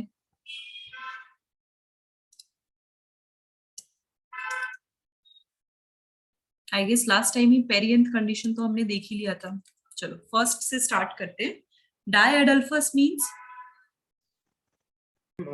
2 bunches of stamen. Right. So basically 2 bunches आपको दिखेंगे. मोस्टली इस कंडीशन में क्या होती है, एक बंडल हमेशा मोर देन 1 और एक हमेशा सेपरेट यूनिक क्या बोलते हैं कि सिंगल स्टेमन अलग रहता है सिंगल बंडल में. सो दैट कंडीशन हमने इसका कॉमन एग्जाम्पल पाइसम देखा था. एक बच्चे ने फ्लावर लाके दिखाया था उस टाइम पे, if you all can remember. वो फ्लावर Yes, उनका ma'am. अरेंजमेंट उसमें कैसे स्टेमन्स प्रेजेंट है वो भी दिखाया था. सो वो जो अरेंजमेंट है that was present part of Pisum. So the right answer is C. उसके बाद पेरियंथ. पेरियंथ मतलब ऐसा कंडीशन जिसमें कैलिक्स एंड करोला आपस में फ्यूज हो जाते हैं. तो option A is the right answer. And flowers are zygomorphic. ये बच्चे एग्जाम्पल बेस्ड है, जितना एग्जाम्पल्स याद करोगे ऐसे क्वेश्चन सॉल्व कर पाओगे.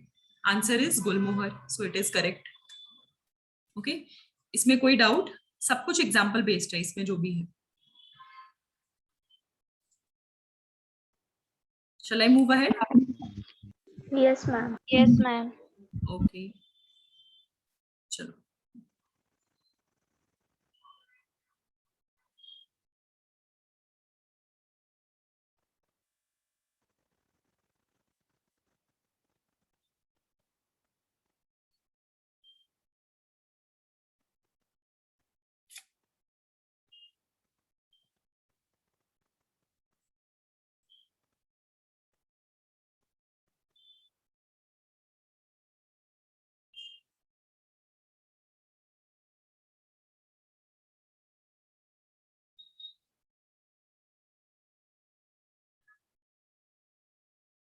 Okay, Nishita, which one? 45D. 45D.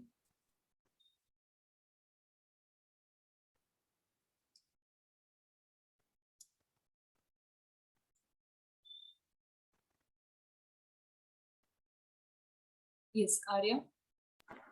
43D. Okay. Gayatri, which one? Ma'am, 43B. B.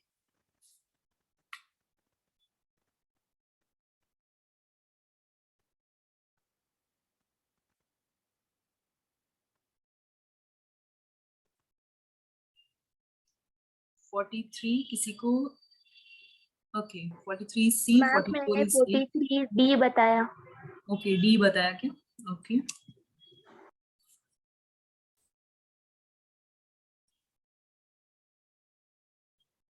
Okay, 43 was C, not A.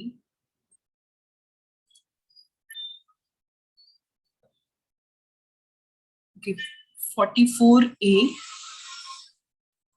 Yes, ma'am. 44A. Yes, ma'am.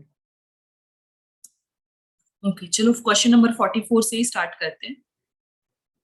सबसे डिफिकल्ट है, मीन सबसे ज्यादा लंबा पढ़ना उसमें ही है.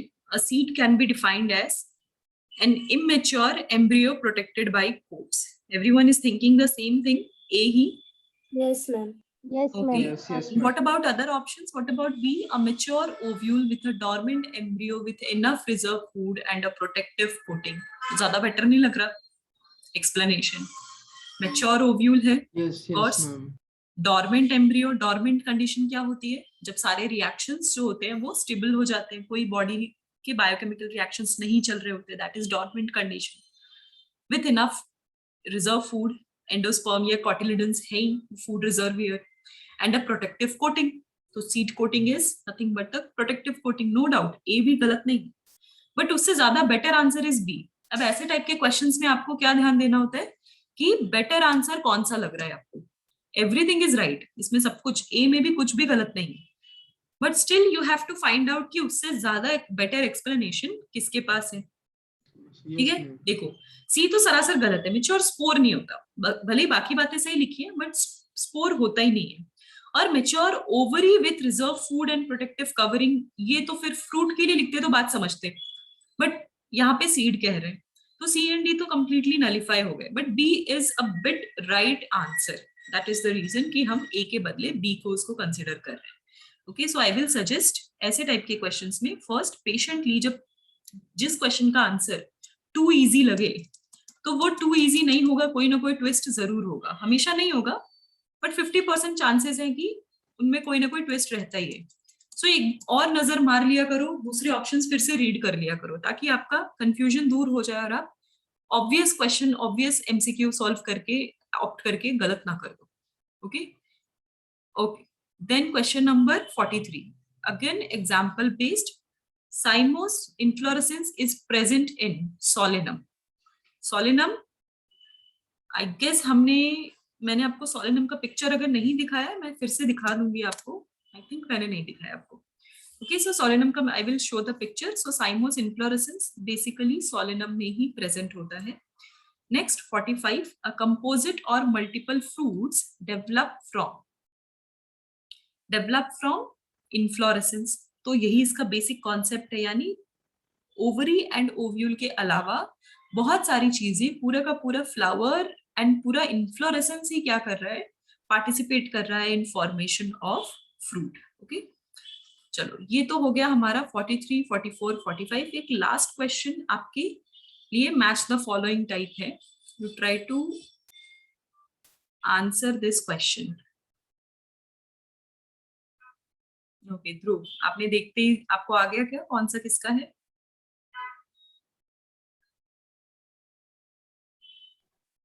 इंडिविजुअली बता रहा हूँ. Sorry, individually. ओके, इंडिविजुअली करने के बाद एक बार नीचे जो ऑप्शंस है उनमें से बेस्ट मैच कौन सा है वो आपको बताना है.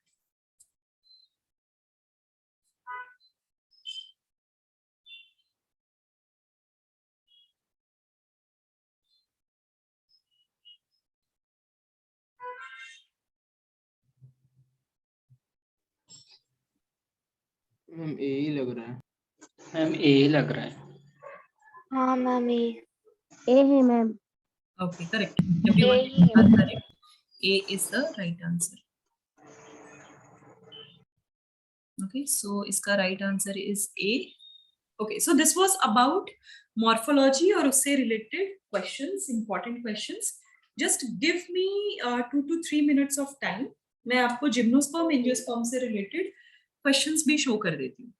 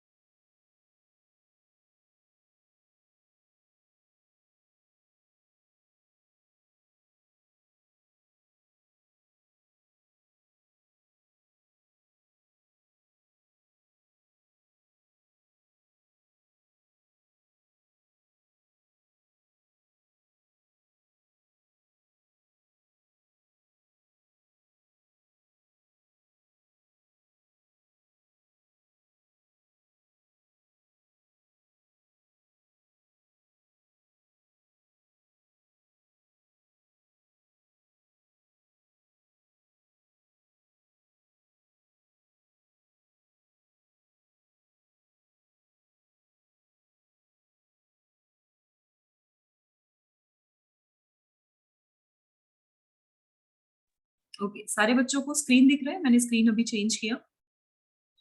क्वेश्चन नंबर 48 सबको दिख रहा होगा. लास्ट हमारे लास्ट टाइम यही क्वेश्चन था हमारा. लास्ट सबने सॉल्व किया था. That was the pending question actually. अगर आपने सॉल्व किया होगा सो इसका राइट आंसर वाज फाइकोइरिथ्रिन. इरिथ्रिन जहां भी आएगा वहां पे यानी रेड कलर या रेड पिगमेंट प्रेजेंट ही है. ओके, चलो one by one let's look into. Correct, correct. Yes, let's see these questions.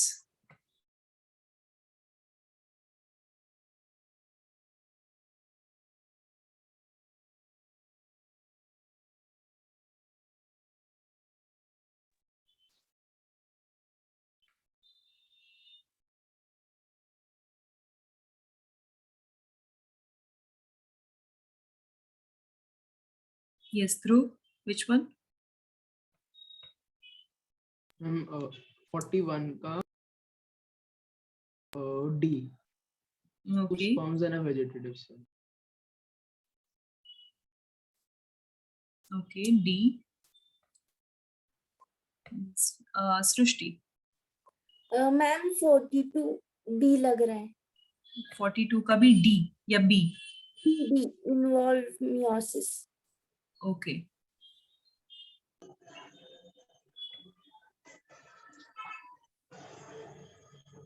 Is Chetan? Ma'am 43 का C लग रहा है. 43 का C. Okay.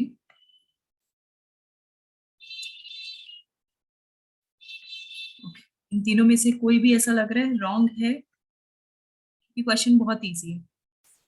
ये बिल्कुल चैलेंजिंग नहीं लगेगा आपको. 43 का B है. 43 का B लग रहा है? Yes ma'am. Okay. Okay, let's see exactly क्या कह रहे हैं.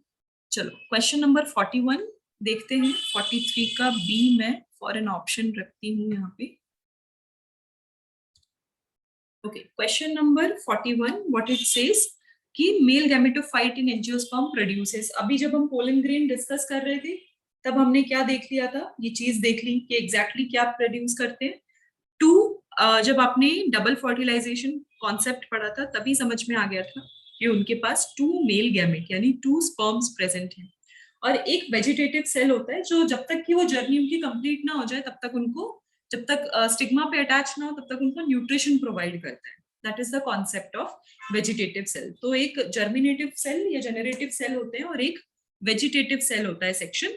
तो एक सेक्शन में 2 स्पर्म्स प्रेजेंट होंगे और एक वेजिटेटिव सेक्शन में बेसिकली न्यूट्रिशन प्रोवाइड करने के लिए कंस्टिट्यूएंट रहते हैं. Okay, so this is your explanation. So the right answer is D. Next, question number 42. In angiosperms, microsporogenesis and megasporogenesis, exactly ये कहाँ पे अकर हो रहा है? अभी कहाँ पे अकर या exactly इसका मीनिंग क्या है वो ऑप्शन के थ्रू आप जाओगे. भी हो रहा है. राइट. सो दोनों में ही एक इम्पॉर्टेंट चीज है, मियोसिस की रिक्वायरमेंट है. दैट्स व्हाई सबने ऑप्शन बी बोला.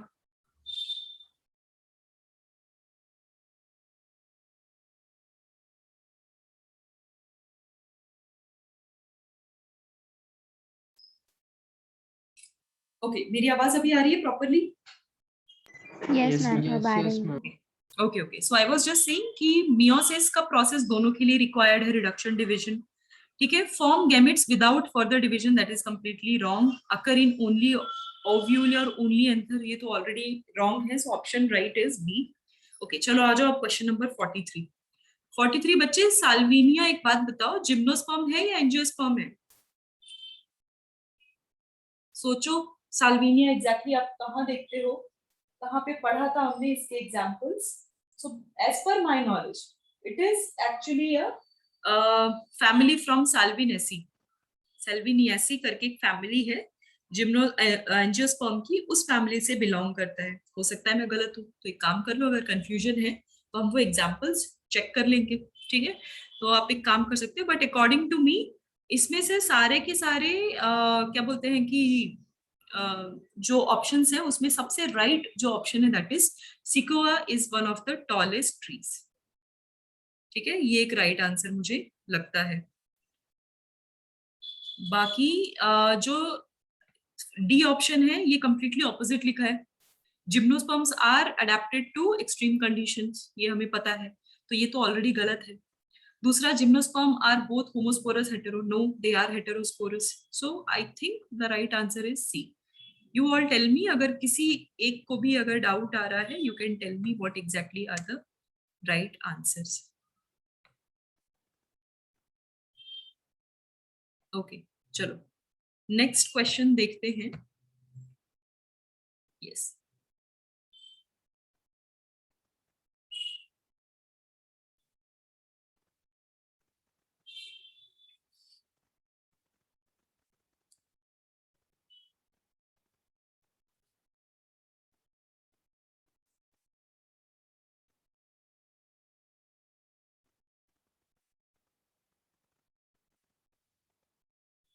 yes, Srushti.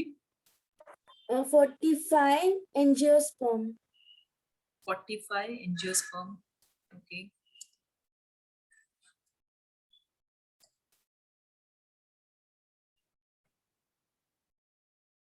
Yes, Dhruv, which one? 46.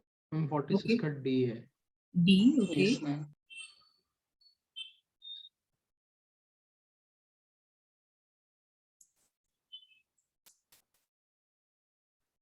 Yes, Gayatri.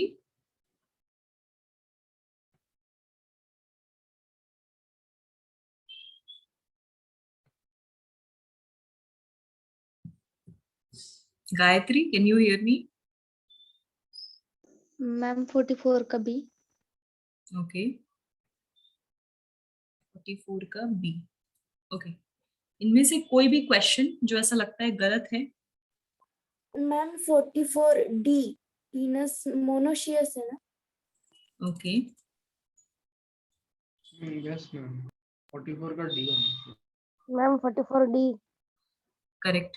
सो अभी देखो क्वेश्चन नंबर 44, अगर याद आ रहा होगा साइकस एंड पाइनस, जब मैंने फर्स्ट टाइम आपको मोनोशियस एंड डायोशियस कॉन्सेप्ट बताया था, तो साइकस के केस में डायोशियस था, बट पाइनस एक्चुअली मोनोशियस है, यानी वो ऐसा प्लांट है जिसमें दोनों ही टाइप के फ्लावर्स प्रेजेंट है, मेल एंड फीमेल. ओके, और साइकस में कैसा है, मेल प्लांट अलग हो जाता है, फीमेल प्लांट अलग हो जाता है. So that is the reason कि हमने वो मेजर डिफरेंसेस उसी टाइम पे कर लिए थे, एकदम स्टार्टिंग में ही पढ़ लिया था. So the right answer is D, completely example based question. Okay, next, double fertilization is exhibited by angiosperm. ये तो अब easy है. दूसरा, plant of this group are diploid and well adapted to extreme conditions. Okay, then they grow bearing sporophylls in compact structure called cones. सारे characteristics क्या refer करते हैं? Gymnospermic condition. Okay, so they are gymnosperm. So the answer is going to be D. Okay, any doubts इसमें से किसी में भी? No, ma'am. Okay, chat में भी काफी बच्चों ने सही आंसर किया, 46 का काफी बच्चे बोल रहे हैं डी. ओके, चलो next question.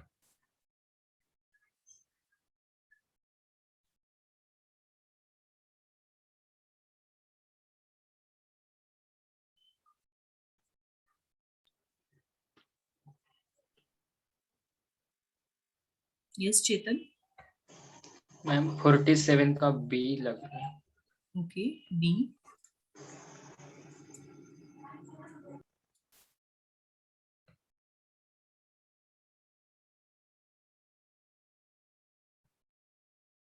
Okay, Mayank 47B.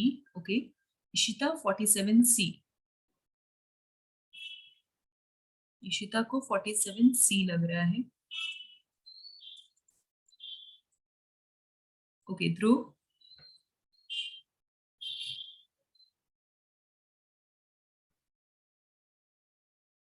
Okay, Ishita को अभी फिर से बी लग रहा है.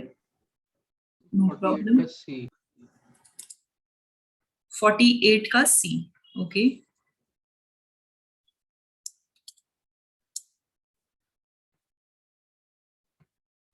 Yes Srishti. 49C pollen grain. Okay, okay, anyone else? किसी और को भी कुछ लग रहा है? एक मिनट चैट देख लूं. 48A. Okay, Gayatri said 48A. ध्रुव सेड 49A. Ma'am 49A.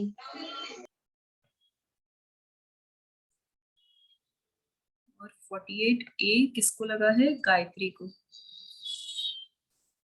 चलो देखते हैं. 49C. Student just give me one moment. तब तक आप आंसर्स देखो, इवैल्यूएट कर.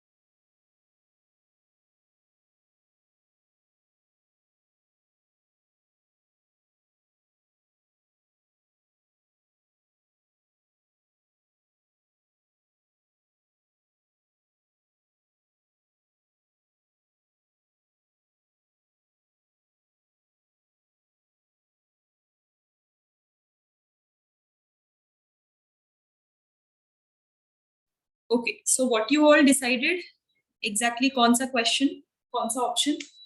चलो मैं ही आपके साथ डिस्कस करती हूँ one by one. Let's see. 47th, अभी ये इजी है. अभी 47th अगर समझ में नहीं आएगा तो मार खाओगे आप लोग. लास्ट टाइम बहुत अच्छे से डिस्कस किया था कि कितने सेल्स होते हैं और कितने न्यूक्लियस होते हैं. सो क्वेश्चन नंबर 47 में कोई डाउट है? एक्सप्लेन करने की जरूरत है? No, ma'am. That is clear. वो सेंट्रल सेल में दो होते हैं ना न्यूक्लियस. राइट, दो न्यूक्लियस प्रेजेंट होते हैं, इसीलिए उनको हम क्या बोलते हैं, बाई न्यूक्लिएटेड कह सकते हैं. ओके, ये कॉन्सेप्ट आ जाता है. दूसरा क्वेश्चन नंबर 48. अब ये बताओ क्यों कंफ्यूजन हो रहा है यहाँ पे? इतने सारे ऑप्शंस क्यों? क्या पूछ रहे हैं, if the diploid number of flowering plant is 36, यानी 2n की वैल्यू देके रखी है। अब पूछ रहे हैं एंडोस्पर्म की वैल्यू कितनी होगी, एंडोस्पर्म की वैल्यू 3n 3n होती है। तो 2n से आपको 3n में जाना है, यानी आपको बस n फाइंड करके फटाफट, बस सिंपल मैथमेटिक्स है और कुछ इसमें है ही नहीं। तो ये क्वेश्चन मैम बहुत ही इजी हो 36 गया। सो n the right 18 answer is और 54। 3n 54। Yes, so the right answer will B 54। तो 54 यानी ए का कंफ्यूजन तो होना ही नहीं चाहिए। चलो next, the male gametophyte in higher plants is represented by. Ma'am अभी कितना डिस्कस किया, ए ही हाँ होगा ना। राइट, एक्चुअली मेल गैमेटोफाइट जो होगा that will be your pollen grain, right. Male gamete तो आप नहीं बोल सकते, वो तो कॉमन टर्मिनोलॉजी हो गया, हुआ या नहीं? Yes okay, Yes, ma'am. इसमें कोई और डाउट लग रहा है किसी को कि मेल गैमेटोफाइट एग्जैक्टली आप कैसे कहोगे? चलो मैं अब आपको कंफ्यूजन बता देती हूँ कि क्यों हुआ ए और सी में कंफ्यूजन। इसलिए हुआ, पुराने क्वेश्चन में पोलन ग्रेन वर्ड नहीं था, ठीक है, वहां पे सिर्फ माइक्रोस्पोर वर्ड था कि नहीं? पुराने क्वेश्चन में एक बार फिर से हम देख लेंगे वो क्वेश्चन। यहाँ पे पोलन ग्रेन भी दिया हुआ है, तो यानी पोलन ग्रेन बेटर आंसर हो गया ना, उससे भी ज्यादा डिटेल्ड वर्जन। तब यानी और ज्यादा हायर प्लांट्स में आप माइक्रोस्पोर तो सब में होता है, माइक्रोस्पोर तो सारे प्लांट्स कैटेगरी में है, बट पोलन ग्रेन सब में प्रेजेंट नहीं होता है, और सब में प्रेजेंट नहीं होने की वजह से क्वेश्चन पूछ दिया है हायर प्लांट्स का। तो हायर प्लांट्स में ही पोलन ग्रेन बेटर वे में आप बता सकते हो, उनको अगर डिस्टिंग्विश करना है कि ओके ये मेल के लिए ही रिप्रेजेंट करेगी ये चीज, तब आप मेल के लिए स्पेसिफिक क्या बोलोगे? हमेशा पोलन ग्रेन वर्ड आप यूज करते हो, नेवर माइक्रोस्पोर। सो इसीलिए ये क्वेश्चन, ऐसे क्वेश्चंस थोड़े से ट्रिकी हो जाते हैं, और हमें आता है, ये बहुत इजी लगता है, बट हम इस टाइम पे गलत कर देंगे। So again I am repeating, ऐसे टाइप के क्वेश्चंस में यू हैव टू अंडरस्टैंड कि जो भी, अगर आपको दो आंसर में से डाउट हो रहा है in case, based on your topic, based on your concept, तो ये देखो कि दोनों में से बेटर करेक्ट कौन सा होगा। अब ये क्या है ना, ये 50-50 चांसेस होते हैं, ऐसा नहीं है कि आप हमेशा सही कंक्लूड करोगे और आप बोलोगे अगर इस भरोसे रहे तो हमारे तो कोई भी क्वेश्चन सही नहीं निकलेंगे। तो आपको क्या करना है, मोर एंड मोर प्रैक्टिस, जितनी ज्यादा प्रैक्टिस करते जाओगे ऐसे क्वेश्चंस को टैकल करने की आदत हो जाएगी, तब आपके इंस्टिंक्ट्स भी बेटर हो जाएंगे। सो आपका जो नीड है ना, वो सिर्फ और सिर्फ प्रैक्टिस पे डिपेंड करता है। मतलब मैं आपको लिख के दे रही हूँ, कॉन्सेप्ट से भी ज्यादा आपकी प्रैक्टिस पे वो सारी चीजें बेस्ड है। Okay, so that is the reason कि मैं आपको हर चैप्टर के बाद कंपल्सरी एक छोटा सेशन रखती हूँ, जिसमें पूरे दिन हम, उस पूरे सेशन में हम सिर्फ क्वेश्चंस देखते हैं, तो तरह तरह के क्वेश्चंस आपको पता चलते हैं, और उसका आंसर वो क्यों है वो भी पता चलता है। इसमें इस क्वेश्चन में कोई भी डाउट? अब ज्यादा नहीं, 2-4 क्वेश्चंस और रह गए हमारे, कोई डाउट? No, ma'am.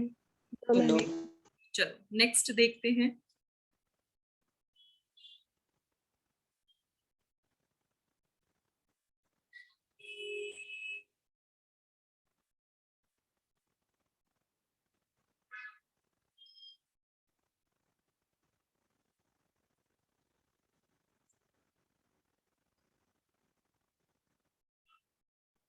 मयंक कह रहे हैं 52A। Okay, yes Dhruv, which one? Ma'am 50 का बी है। 50 का बी है।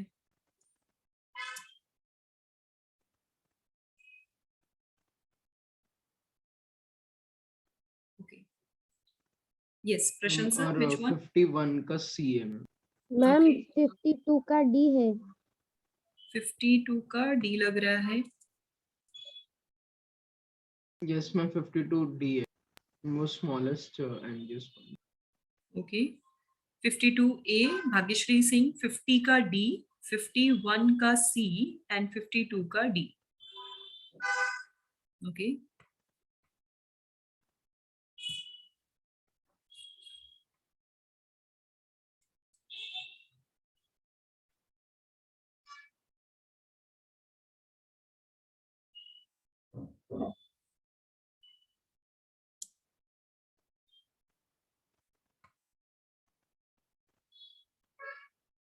Gayatri Singh 52 D.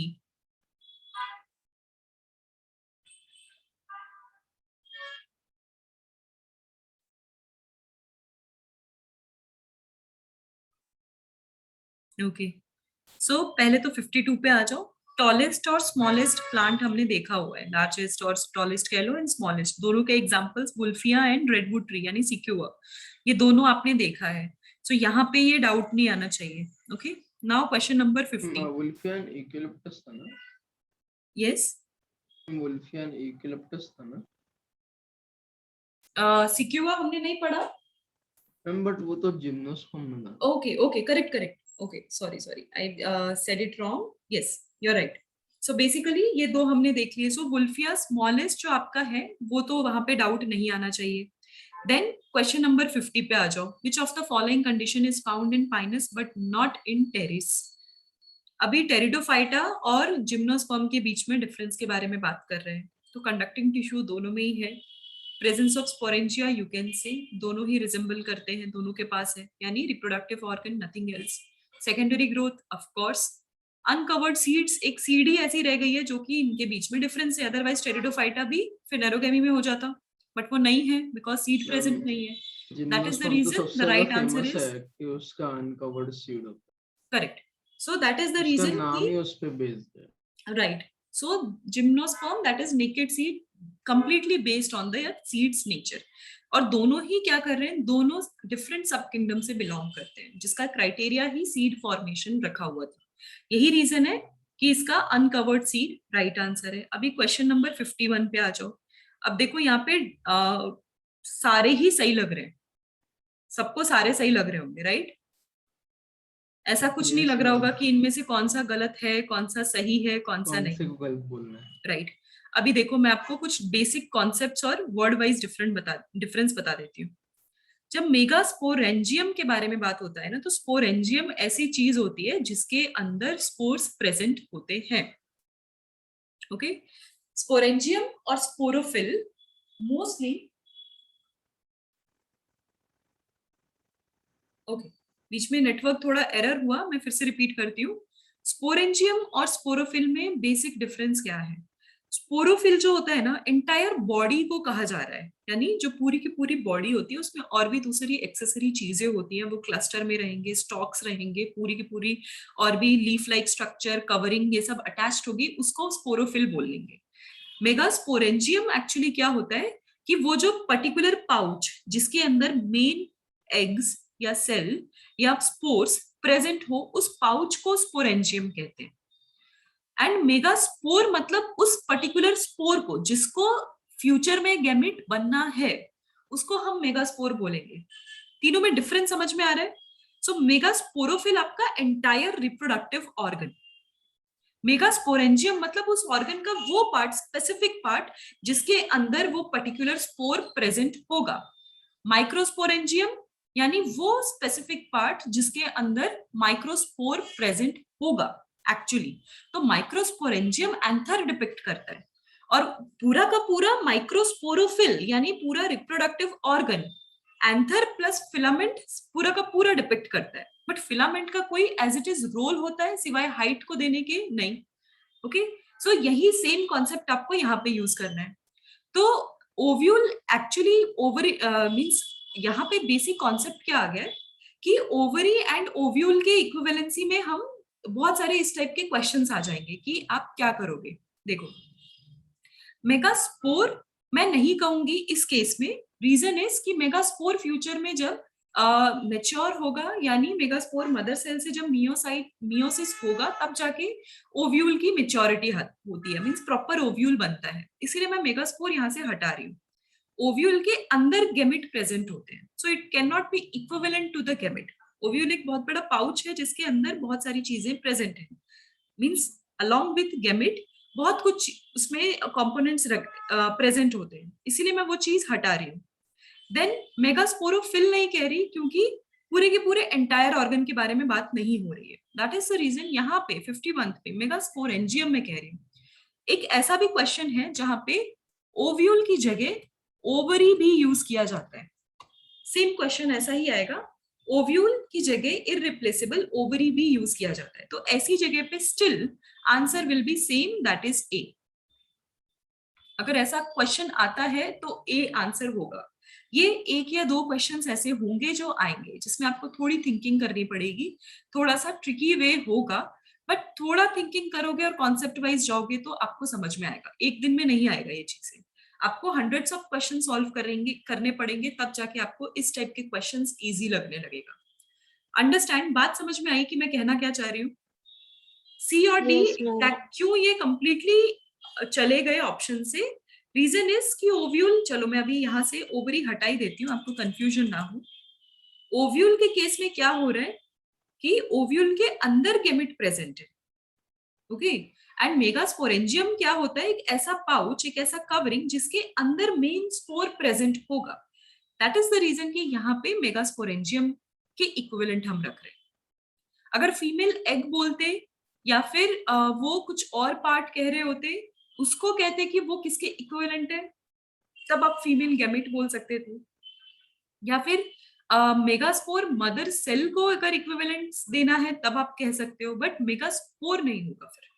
Okay, so this is the basic difference, क्योंकि इस टाइप के क्वेश्चंस आपको अभी कुछ दिनों तक कंफ्यूजिंग लगेंगे, इसके लिए इनफ प्रैक्टिस चाहिए बच्चे। ये सारी बातें ना प्रैक्टिस पे आती है, अब यहाँ पे पढ़ाई नहीं काम आती है। आप जितना ज्यादा प्रैक्टिस करोगे उतना ज्यादा उस डायरेक्शन में सोच पाओगे। ओके, चलो मैं आपको नेक्स्ट क्वेश्चन अब बताती हूँ। This is our last set of question.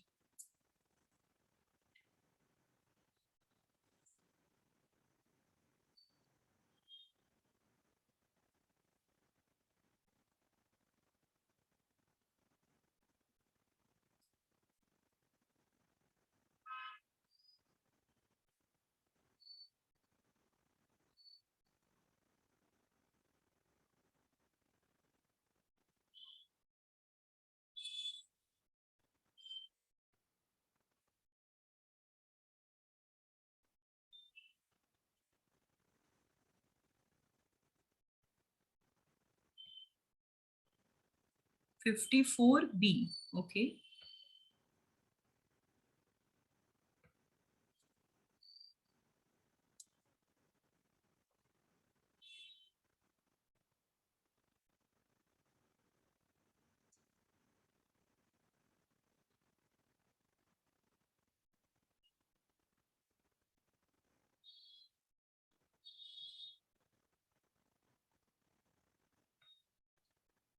Dhruv is saying 53A.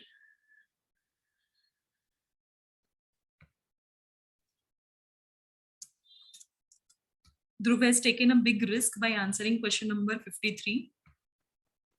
Let's see he understood the concept or not.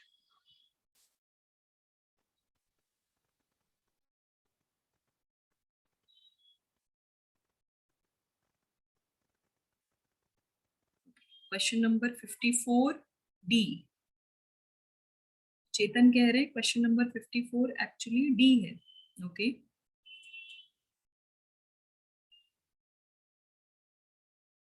Question number 54D, okay. Bhagyashree भी सेम आंसर दे रहे हैं।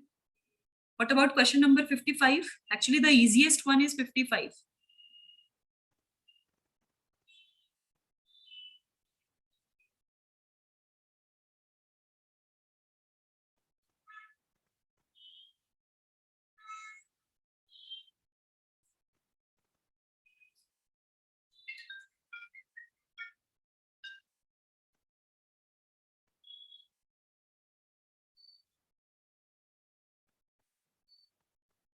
(55A). Siddiq has said 55 का A, okay. प्रशंसा ने भी 54 का D कहा है, ओके। चलो मैं एक्सप्लेन करूं सारे questions one by one. Carpels यानी पूरा का पूरा फीमेल रिप्रोडक्टिव ऑर्गन। अब इससे पहले वाले कॉन्सेप्ट में आपको यही बात बताई थी स्पोरोफिल के बारे में, एंटायर रिप्रोडक्टिव ऑर्गन।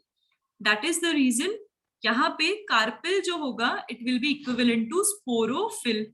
अब ये बात समझ में है यहाँ फर्स्ट आंसर क्यों है? Yes ma'am. ठीक है, अभी नहीं भूलोगे ना, अभी मत ये कॉन्सेप्ट भूलना और एकदम ध्यान से याद रखना कि एग्जैक्टली किसको क्या बोलते हैं, ठीक है। सो स्पोरोफिल यानी आपका एंटायर रिप्रोडक्टिव ऑर्गन। तो यहाँ पे female reproductive organ is carpel, यही रीजन है कि A option is the right answer. चलो 53 सॉल्व। अब आ जाओ इस पे 54 पे। वो जो 55 वेसल्स वो जाइलम का पार्ट है ना? यहाँ पे वेसल जाइलम एंड फ्लोएम से नहीं है, इसका बस मीनिंग मस्कुलर सिस्टम या उसके टिश्यू से है। हाँ, as a vessel it is a part of xylem part. वैसे फ्लोएम और जाइलम दोनों में ही वेसल्स प्रेजेंट होते हैं। ओके चलो मैं क्वेश्चन 54 आपको बता देती हूँ। A plant showing reticulate venation and a woody stem is a, easy है बहुत, अ डाइकॉट। रेटिकुलेट वेनेशन, डाइकॉट और मोनोकॉट का डिफरेंस। Yes ma'am. तो डाइकॉट का मेजर क्या था? Yes, ma'am. Reticulate venation and monocot में पैरेलल वेनेशन, यही तो पढ़ा था हमने। उसी डिफरेंस के बेसिस पे क्वेश्चन आ गया। वुडी स्टेम है, ठीक है, वुडी स्टेम एंजियोस्पर्म का one of the important nature is woody stem. तो एंजियोस्पर्म तो क्लियर, तो इसमें से पहले दो ऑप्शन तो गायब। दूसरा आप रेटिकुलेट वेनेशन पे चले जाओ, उसमें आप डाइकॉट के ऊपर अगर आप मीन सेकंड ऑप्शन अगर आप आओगे रेटिकुलेट वेनेशन, तो आपका डाइकॉट ज्यादा इजी हो जाएगा। सो that is your, so fourth option is your right answer. अभी 55th, which of the following is without exception? Without exception angiosperm की स्पेशलिटी है फ्लावरिंग प्लांट्स, और जब तक फ्लावर होंगे डबल फर्टिलाइजेशन होता रहेगा बिना एक्सेप्शन के।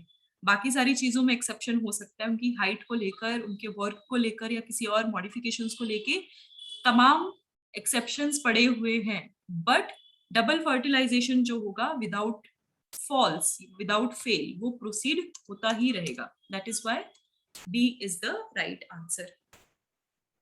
अंडरस्टूड? वो उसकी स्पेशलिटी है एंजियोस्पर्म की। अंडरस्टूड? सारे क्वेश्चन समझ में आए सबको? Yes ma'am. ओके yes, चलो ma'am. इनमें से एक भी क्वेश्चन हमने फ्यूचर के लिए नहीं रखा है ना? चलो फिर मैं अब आपको ये जो इसका पीडीएफ सेंड नहीं किया था इसको, इसका वो पाइनएप्पल वाला मैं आपको कंफर्म करती हूँ। आप लोगों के पास बेटर आंसर होगा। You also tell me. Class में कोई चाहे तो एक्सप्लेन कर सकता है, पीपीटी भी शो कर सकता है, completely on you. So students all the best. बाकी आपकी जो अपकमिंग एग्जाम्स है उससे रिलेटेड आप पढ़ो। मैं फ्राइडे को नासिक के सेंटर्स में आ रही हूँ, और आई एम नॉट श्योर, हाँ थर्सडे को जो भी आप में से सिन्नर के बच्चे हैं उनके साथ मेरा बोर्ड की क्लास है, तब हम जो भी अपकमिंग सब्जेक्टिव एग्जाम है उसके बारे में हम डिस्कस करते हैं। और नेक्स्ट जो हमारी क्लास होगी उसमें आपके आने वाले जो संडे का मेजर टेस्ट है उससे रिलेटेड डाउट सेशन रखेंगे फिर। ओके सो ये सेशन में आप इस पूरे वीक आपका कोई भी नया चैप्टर नहीं ले रही हूँ, ठीक है? Yes ma'am. ओके चलो मैम अब ज़ूलॉजी के भी डाउट्स लगेंगे उसमें? हाँ, ओवरऑल इन जनरल बायोलॉजी में जो भी वो मेजर टेस्ट में कौन से फर्स्ट 4 या 5 चैप्टर्स आ रहे हैं, उन सारे 5 चैप्टर्स में से जो भी डाउट है किसी भी चैप्टर में, किसी भी कॉन्सेप्ट को लेके, we will all discuss together. Okay so I will send this PPT to all of you. Till then all the best, prepare hard, work hard, और अच्छे से पढ़ाई करो ताकि हमारे एग्जाम अच्छा होना चाहिए। पीएनएमटी 1 बैच को नाम रोशन करना है एक्चुअली। सो अच्छे मार्क्स चाहिए ही चाहिए कुछ भी करके। ओके चलो let's meet next time. See you soon everyone. All the best, bye, take care. Yes ma'am. Bye, ma'am. Thank you, ma'am. Bye, ma'am. Thank you.